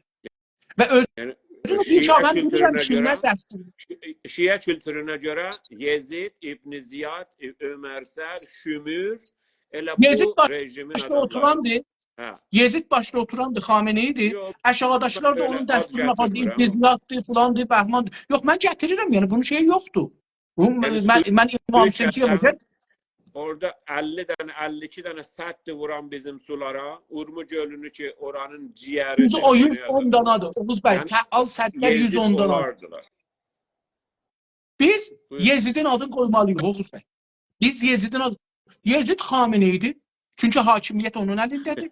Onun əmri ilə bizim uşaqlarımız zindanda, qardaşlarımız, bacılarımız, o xəbərnigar qız nə idi? Xəbər yazmışdı. Xəbər yazmışdı Oğuz bəy. Xəbəri özdə benəqləs falan yazmışdı. Xanımı götürüblər, zindana məhkum ediblər. Burada kimdir Yezid? O dadgah ki bunu məhkum edibdi, o Yezidin sərbazıdır. Qılıncın çəkib o qızı, o yazıq qızı vurur. O yazıq mollanı, əzimi, qədimi salıb zindana. Yeziddir, Yezid bu, odur, o molladır. O Molladır. dadgahda oturan ya molladır ya hər kəsdir. O mollanı, o Təbrizli, o Türk mollanı ki, Urmu gölü üçün, ana dili üçün, hətta qanun əsası üçün savaşır, qanun əsası zincir eləyin. Bunu Yezid odur. Yezid, burada bizim baxışımızda bunlar İmam Hüseyindirlər ya İmam Hüseyinçidirlər. Doğru İmam Hüseyinçi, hər kəs deyir mən doğru İmam Hüseyinçiyəm, millətinin yanında olacaq. İmam Hüseyndən bir hədis var Oğuz bəy, bilmirəm, düzdür ya qələt. Deyir ki, ləmə xələkto, mən bu şeyə xuruc eləmədim, çıxmadım işə illa li islahi ümməti cəddi. Mən dədəmin millətinin, cəddimin, yəni babamın, biz baba deyirik, böyük dədəm. Böyük dədəmin millətinin vəziyyətini düzəltmək üçün. Li islah umur cəddi, ümməti cəddi. Mən cəddimin millətinin bizim millətimizdə, əgər cənabız mən, Həsən, Hüseyin, Kazım, Omalla, o pəhləvanca ad apardınız, o xanım qız ki o tutulur, o xanım qız ki dünənləri Tehranda 6 milyon, neçə 100 min tümənə cərimə olubdur, xəbəri yazdıq üçün Oğuz bəy cərimə olubdur ki, sən niyə xəbəri yazmısan? Bunlar İmam Hüseyinçilər. İndi ki siz İmam Hüseyin'den hadis gətirdiniz, mən də gətireyim də. Doğru, düzgün İmam Hüseyinçi Oğuz bəy. Doğru, düzgün İmam Hüseyinçi o adamdır ki, millət üçün, vətən üçün, millətinin azadlığı üçün, millətinin şərafəti üçün, özünün, onlardan öncə özünün şərafəti üçün, özünün satmamağı üçün, özünün təslim olmamağı üçün girir deyir, mənim mövzeyim budur. İmam Hüseyin mövzu tutur. Mənim də o bir rivayət, bir hədis var ki, o da bəlli deyil, doğrudur, doğru deyil, amma önəmli deyil. O sözün özü çox gözəldir. Sözü önəmli. Hüseyin İbn Əli'dən rivayətdir ki, demiş, İnnəl həyatı əqidətin və cihad. Acayip bir sözdür. Bəli. Mənim həyatımın zaten elə yolu olmuş bu. Yəni bütün həyat, bütün senin yaşamın, bu kısa yaşamın bu yeryüzünde birinci düşüncedir. O belli bir düşüncedir. Ve o sonra ve cihad. Cihad ne demek? O düşünceni yolunda hareket etmek. Hareket et. Çünkü cihadı çok adam deyir və cihad edilende deyir bəs yani savaşmak. Yok. Cihad yani çalışmak. Onu korumak. Cehdi. Hemen cehdi kelimesi ondan düzelir. Yani zaten bizim ben Arapçanı iyi bilirim. Ve düşüncedir ve o düşüncenin yolunda çalışmaktır. Yani Hüseyin'in en güzel, Hüseyin İbn Ali'nin en güzel sözlerinden biri budur. Bir Güney Azerbaycanlıya üslub olacak. Güney Azerbaycanlı yolunu gösterecek nedir? Düşüncedir, kurtuluş düşüncesidir, azatlık düşüncesidir. Yezide ve İbn Ziyad'a ve Ömer Sa'da baş eğmemektir. Beyat zaten bütün mesele beyatten başlayıp da beyat etmemektir. İran işgalini kabul etmemektir ve bu düşünce üzerinde çalışmaktır. Beyat nedir? Beyatı da diyor. Beyat yani kabul eləmək. Boyun eğmektir. Siz kabul edersiniz, boyun eğersiniz, rəy verirsiniz, yani beyat edirsiniz. Rəy verirsin, yani beyat edirsiniz. Hepsi de almak demek, alışveriş etmek demektir. Yani siz bəy sözündən gəlir də. Sizin də ərəbçəniz, mənə görə sizin ərəbçəniz mənimkindən daha da yaxşıdır. Yox, siz Beyət yəni onun xəlifəliyini siz alırsınız və öz vəfadarlığınızı ona satırsınız, alışverişli, bəy edirsiniz. Beyət etmək yəni siz bütün ixtiyaratınızı və əlbəttə o qədər də yox yəni onu böyüklüyünüzə qəbul edirsiniz və öz vəfadarlığınızı ona satırsınız. Onun diqqətinə bir söyləyəcəkdir, rol verirsiniz bunu. İmam Hüseyn zülmə baş əyməmiş, Yezidin xəlifəliyini, qeyri-qanuni xəlifəliyini qəbul etməmiş. Çünki İslamda babadan oğula keçməz hökumət. İslamda Həzrəti Məhəmməd əgər qərar idi bir özünə şey seçsin, ikinci seçsin, onu zaten deyərdi ki, mən mesela oğlu Qasım ölmüşdü, yəni uşaqlıqda. Tamam, qızı olsun. Əlbəttə orada kültür yox idi, qızı olsun. Tamam, qızının o mesela əri olsun, əmoğlusu Ali. Ki, bu da ki, bilirsiniz ki, problemdir. Bazıları deyirlər ki, demiş, bazıları deyirlər ki, deməmiş. Ancaq mesela budur ki, böyle bir şey yoxdur və ondan oğula da geçməz. Ancaq Muaviyə orada Osman zamanı ki, vali oldu, Şam'a vali oldu. Orada oğurladı bu aydiyanı və nə oldu? Həzrəti Əlinin də xilafəti zamanı Muaviyə daha da özünü gücləndirdi, daha da uzaqdaydı Kufədən və bir türlü eləyə bildi oğlunu xəlifə elan etsin. Halbuki lüzumu yox idi, lazım deyil. Biraz öncə ərz elədim, Osman ibn Affan. Oğuz bəy, mənə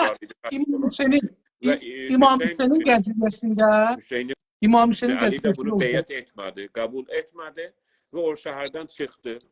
Çıxdı və başına da bu zülüm gəldi. Bir günə Azərbaycanlı da bu yolda getməlidir. İran işğal zülmünü qəbul etməməlidir.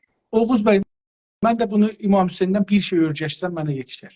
O da budur ki, əgər bilirsən ki, bir şey nahəqdir, onun qəbul eləməmağında dirənəcəksən, hətta canının şeyinə tamam olsun. Sən bir damcı deyəsən ki, mən bu dəlillə görə bu nahaqqı qəbul edirəm, onda şəriksən. Çünki beyət elədi. Qəbul etmirsiniz.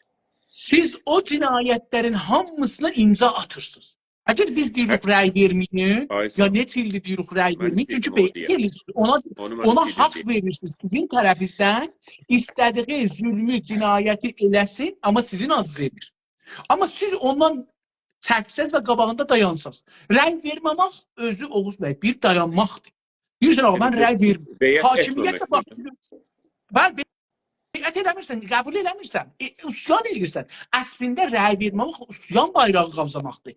Ona deyirsən ki, ağa, mənim bəlkə gücüm yoxdur, duram, silah götürəm, qabağında duram. Amma bax, cinən sənə 100 nəfər rəy verəcəkdə 7 nəfər rəy veribdir. O da bilir, mənə 7 nəfər rəy veribdir. Baxın, bu indi o zaman deyil ki, deyələr elədir. İndi bu adamların sayı vardı, bəllidir, rəy verənin bəlli deyil. Biz Güney Azərbaycanda əgər özümüzü bir haqqa layiq bilirik, bu haqqı almaq üçün əqidətun və cəhad. Fəqət bu. O əqidəni düzəldəcəyik özümüzdə, o düşüncəni yaradacağıq və onun yanında cəhd eləyəcəyik. Cəhd nədir? Bu ki, biz indi burada cənabımızla mən çalışırıq ki, bir düşüncəni insanlarımızın içinə var. Bu bizim cəhadımızdır. Bəlkə bir gün gələr ki, lazım olar silah da götürək, cəhad eləyək. O gündə ona cismimiz icazə verirsə, ona da girəcəyik. Təbii ki. Amma bu günləri bizim vəzifəmiz, cəhadımız, hamının cəhadı Güney Azərbaycan, dilini örgəşmək, tarixini örgəşmək, şəxsiyyətlərini örgəşmək, düşüncəsini İrançılıqdan çıxartmaq, baş əyməmək, başın dil tutub, mən türkəm deyə bilmək. Mən türk olaraq haqqlarımı istirəm deyəmək. Mən bunu, bu İmam Hüseynin bu günləri olsaydı, bu gün İmam Hüseyin bu işini. Çox sağ olun. Təşəkkür ederim. 2 saat yarımı geçti danışmamız. Yoldaşlarımız bizə uyarı verirlər, ixtar verirlər ki, türk qəhrəmanlarından danışın, bıraxın ərəb qəhrəmanlarını. Biz niyə bunları danışdıq bugün? Çünki bizim millətimiz müsəlmandır. Bizim millətimizin çoxu Şiədir. Bizim ailəmiz, hamımız və o azınlıqları da sevərək və o azınlıqların da haqlarını %100 biz savunaraq orada olaraq, ancaq inananlarımıza da deyirik ki, zaten sizə deyilən Hüseyin zülmə baş əyməməkdir. Yəni, ən böyük şahsəsi gedib, məsələ, şahsəyə şıllaq atmaq filan deyirlər. Şahsəyə getmək, atılmaq, düşmək ve bu karnavallar ki bunlar düzeltiblər deyil. Gerçək budur ki, düşüncə baş əyməmək düşüncəsi Yezidə və adam gördün özünü də, ailəsini də, hər şeydə qurban verdi. Və İslam dünyasının və İslamın mənə görə ən böyük, yəni tanınmış şəhidlərindən oldu. Seyyid-i Şühədadır, şəhidlərin seyyididir, büyüküdür. Mənə görə əgər hər kəs Hüseyni özünə üsvə bilir, böyük bilir, bunları bilməlidir ki, indiki Güney Azərbaycanın başına bu oyunları gətirənlər elə həmən İbn Ziyadın, Ömər Sədin adamlarıdırlar, Şimrin adamlarıdırlar, suyumuzu buluyanlar, xərab edənlər, mühitimizi, adımızı, çayımızı, belə tükanlarımızın adına qədər zülm edən onlardılar və hər kəs də ki, Adamlarımızı yanında saxlayıblar, insanlarımızı şəhid edirlər, ailələri ayrılırlar, insanlar qoymurlar tükanları, onda işləsinlər, Oğuz bəy tükanların bağlıdırlar, çapxanaların bağlıdırlar, ruznamələrin bağlıdırlar, qoymurlar ələni ya qeyri-ələni fəaliyyət eləsinlər, qoymurlar kitablarda yazdığı sözləri deyir, gərək dəyişdirəsən, mən dediyim ola. Yəni deyirsən, Azərbaycan türkü yazmaq haqqın yoxdur. Yəni biz İnsaf Əli bəy, yoldaşlarımız bilsinlər ki, mən burada açıqca, yəni eyləhaniyət kimi deyirəm xidmətinizə. Əziz yoldaşlarımız bütün milli hərəkətdə bilsinlər ki, biz İslama qarşı deyilik. Biz Şiəliyə qarşı deyilik, Sünniliyə qarşı deyilik. Bizim bir hədəfimiz var, o da Güney Azərbaycanın qurtuluşudur İran işğalından. Ona görə bizim hədəfimiz odur. Biz hədəfimizdən çaşmayacağıq. Biz enerjimizi İslam'a qarşı, Şiəliyə qarşı, Sünniliyə qarşı, heç bir şeyə qarşı qoymuyoruz. Bizim hədəfimiz budur ki, heç farslığa da inanın yəni. Həqiqətən ərz edirəm. Biz heç farslara da qarşı deyilik. Heç farsları da biz təhqir etmirik. Demirik, farsı dili pisdir, fars milləti pisdir. Bütün məsələ budur ki, bunlar bizim nizami olarak ki işgal etmişler Güney Azerbaycan'ı terk etseler, indi ya zorla ya savaşla, çünkü hiç önemli değil. Ondan sonra Güney Azerbaycan'da da akademiya olacak, Güney Azerbaycan'da da bunlar tartışılacak, danışılacak, gələcəyə, elmə, bilimə, aydınlığa karşı gedəcəyik. İndi biz bunu İngilizce'de bilirik, afford eləyə bilmərik. Siz böyle təsəvvürünüz ve böyle intizarınız olmasın ki biz oturaq indi gök tanrıdan danışaq. Yani değişik dinlerde. İndi zamanımız yoktu. Burada evi su basmış, evi yangın olmuş, ev yanır.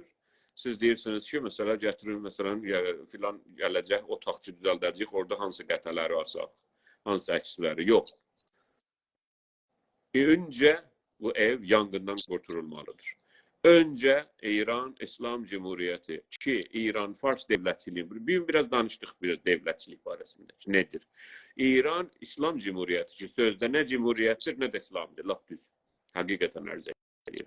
Çünkü İslamda bu, ben demirəm ama bir qəşəng bir İslam var bir yerde. Ancak yok.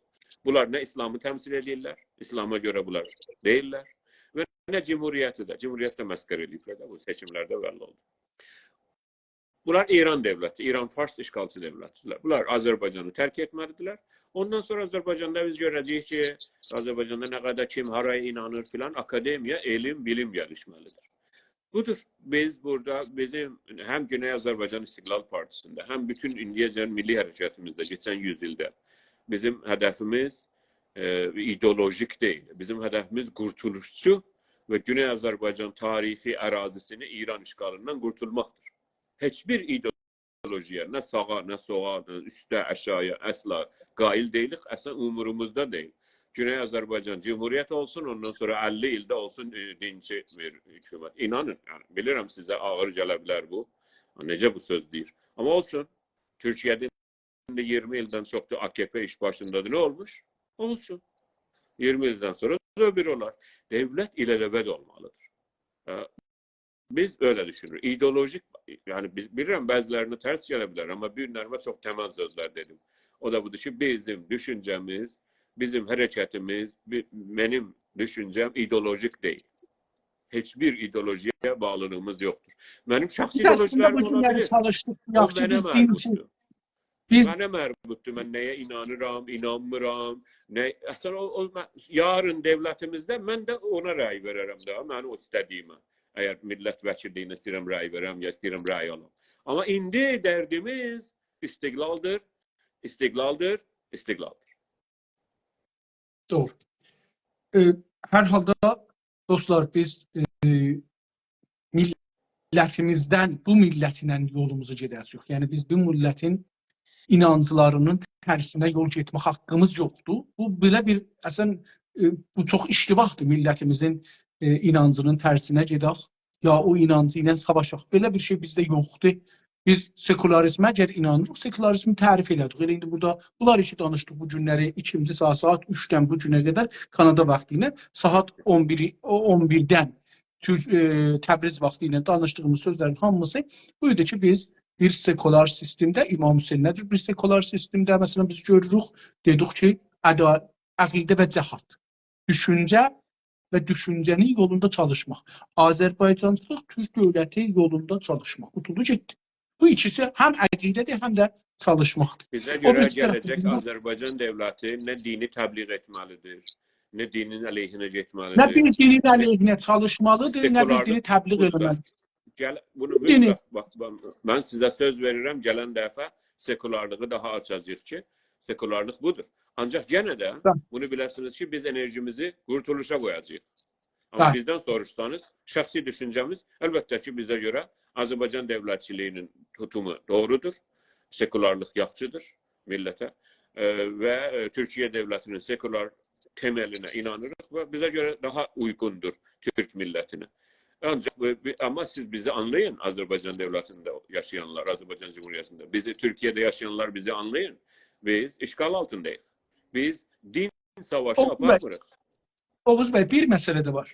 Azərbaycan Cumhuriyyətində və Türkiyədə biz yaşadığımız sistemi yaşamayıblar, təcrübə eləməyiblər, denetimdən keçirməyiblər, görərlər ki, nə pis sistemdir, nə kötü sistemdir, nə qədər insanın ərzişin, qiymətin gətirir əşaya, nə qədər bu haqları, milli haqları, bireysel haqları aradan aparır, din adına, amma dinçilər pullanırlar, pul para toplurlar, rant yiyirlər, cinayət elirlər din adına. Buna görə ki, din adına heç bir cinayət olmasın, heç bir oğurluq olmasın, heç bir ixtilas olmasın, heç bir insan öldürülməsin, heç bir cinayət olmasın, dinçilər və din hakimiyyətdə olmamalıdır. Din hakimiyyətdə olmamalıdır. Din gəlib qanuna geçməməlidir. Dini nə təbliğ eləməlidir? Bir ideal hükümetdir da. Sizin de istədiyiniz ideal hükümet odur da. Değil mi? Bəli, bəli. Çox gözəl. Amma indi sizin İnsaf Ali bəy hidayəti və deyəlim ki 200 nəfər aydın sizin kimi, sizin səviyyədə milli hərəkətimizdə adam var. Biraz aşağı, sizi demirim mən, özümü deyim. Biraz məndən aşağı, biraz məndən yuxarı. Bu 200 nəfərin enerjisini biz gətirək, görək ki, gələcək hökumətimiz necə olmalıdır? Bunları mı tartışalım? Yoxsa biz bunu tartışmalıyıq ki, biz necə qurtula bilərik bu zindandan? Oğuz bəy, düşüncə olaraq bir maneələr var qabağımızda. Düşüncə maneələri. Məsələdə onlardan biri budur ki, sekularizm, bunlar ki deyirlər sekularizm falan, bunlar dinlə müxalifdirlər. Ya Şiə ilə müxalifdirlər. Yox, sekularlıq din müxalifəti deyil. Sekularlıq. İstəyirəm ki, biz bunu açıqlamalıyıq düşüncəsel olaraq millətimizə ki, sekularizm ki, biz deyirik nədir? Baxın, farslılar dediniz, hər kəsin sekularizmdə özünün bir düşüncəsi var. Hər kəs sizə deyir ki, sekularizm nədir? Sekularizmlə danışır. Əvvəl deyin ki, sekularizm nədir? Bir cümlədə mənə tərif elə ki, sekularizm nədir? İnsaf Ali Hidayət sekularizmi tərif eləsin. Oğuz bəy, sekularizm bir cümlədə deyin ki, nədir? Buyurun. İndi. Həmin bir cümlədə millətin, görək nə uzunluqda cümlə düzəldəcəyim. Millətin idarə sistemi millətin inanclarına qatılmamalıdır. Gözəl. Mən də tərif edeyim. İnsaf Ali Hidayət sekularizm bundan ibarətdir ki, dövlət və dövlət qurumları onlar üçün ümumi dövlət ya millətdən büdcə alırlar. Bunlar siyasətlərində, proqramlarında, işlərində heç bir dinin tərəfdarı olub, ya heç bir dindən himayət etməməlidirlər. Qutuldu getdi. Ziddi də olmamalıdır. Dinin və ya dinsizliyin. Arz edirəm, yəni din ya da dinsizlik heç birisinə müxalif olmamalıdır. Himayət Ya. Eləmək, yəni müxalif olmamaq çıxmayacaqdır. Yəni mozaik qoyacaq. Güney Azərbaycan əlvan bir məmləkətdir. Güney Azərbaycanda Bahayi var, Sünni var, çox Sünni var, çox Bahayi var, dinsiz var, Əliyullahilər var, ne diyeyim, Hristiyanlar var, Yahudilər var və onlar da ki tərk ediblər onlar da ki Güney Azərbaycanı tərk ediblər İran dövlətinin işğalının hücubatından Hristiyanlar, Ermənilər, ne bileyim Yahudilər, onlar da biz o sülhü və barış və güvəncə yaradandan sonra Güney Azərbaycanı öz vətənlərinə dönməlidirlər. Və Güney Azərbaycan böyle bir nümunə dünyada toleransa nümunə Azərbaycan dövləti kimi. Oğuz bəy, istədim bu sorunuz cənabınızdan soruşdum ki, tərif elə, özünü də tərif elədin. Bundan görə ki, insanlar hər kəs dedi sekularizmi ağzından çıxıb, edən sənin sekularizmin nədir? Soruşun. Çünki biz sekularizmi hər kəsin öz zehni ilə tərif edir. Bizim adımıza yazılmasın. Biz deyəndə sekularizm Oğuz bəy tərif elədi. İnsaf Əli də tərif elədi. Bunların ikisinin, hərəsinin bəlkə görürsünüz ki, bir fərqi olar ya olmaz. Bizim əlbəttə mən görmədim fərqimiz aramızda. Oğuz bəy, sizlə mənim tərifimdə fərq olmadı. Mükəmmildirlər bir-birinə. Mənim yadımdan çıxan kəlməni cənabınız əlavə elədiniz. Cənabınızın da cümləsi mən təkrar elədim. Yəni bu oldu. Bir şey olmadı. Bundan əlavə bizim sekularizmdən düşüncəmiz budur. İndi pan-İranistlər nə mənə deyirlər sekular, ya ayrı adamlar nə deyirlər, o bizim ayağımıza yazılmaz. Güney Azərbaycanda İnsaf Əli hidayətlə Oğuz bəy Türk sekular kəlməsini ağzına gətirəndə bu məfhumu iradə edir. Onun üçün biz gələncə Azərbaycanda dinlə, şiəliklə müxalifət deyil.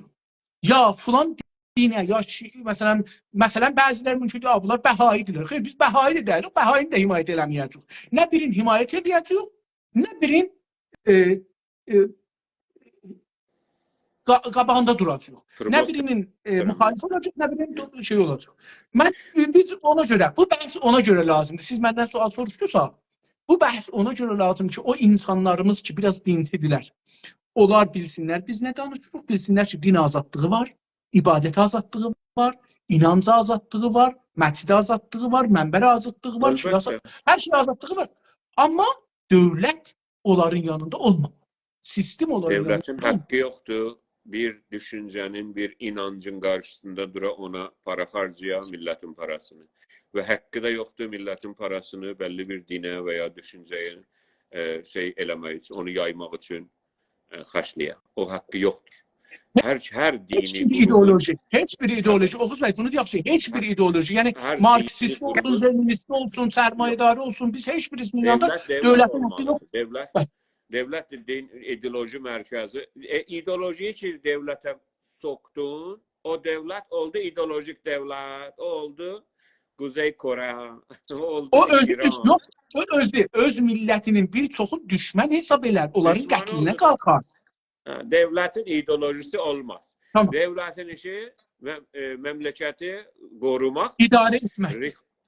Memleketi korumak, topraklarını, millətini rifahda saxlamaqdır. Yeməyini, içməyini, eğitimini, öğretimini. Devlətin işi budur. Bəli.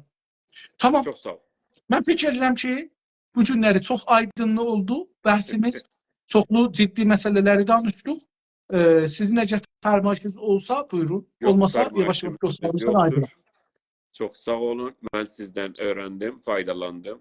Əziz yoldaşımızdan faydalandık. Gələn dəfə inşallah onun özəl dahasından, özəl yeteneğinden de faydalanarıq. O gözəl yol. Hər kəs şey etməyək. Hər kəs ki orada sevgiler, saygılar sunmuşlar bizi. Yani sevgi yağmuruna tutmuşlar. Teşekkür edirik. Görüş yazmışlar, suallar. Hamıdan teşekkür edirik. Sağ olun. Və saygılarımızı bir də təqdim edirik, saygılarımızı bir də sunuruq. Gələn həftə 108-ci, 107 idi bu həftə. 108-ci Güney Azərbaycandan baxış proqramına. Hər kəs ki istəsə canlıya qatıla, o öncədən yazsın bizə burada. Şeydə də bu bizim bizə yazsın və səhifəsindən yazsın. Belə buradan yazar ki biz də bir danışarıq. Və əlbəttə, çünki tanımadığımız adamın gəlməsinin təcrübəsi biraz yaxşı olmur. Çox təşəkkür. Sağ olun. Gələn həftə Təbriz saatı. Saatlarınızı Təbrizdə qurun. Təbriz saatı 9-da. Sağ olun. Gecəniz xeyrə qalsın. Görüşmək üzrə. Hələlik.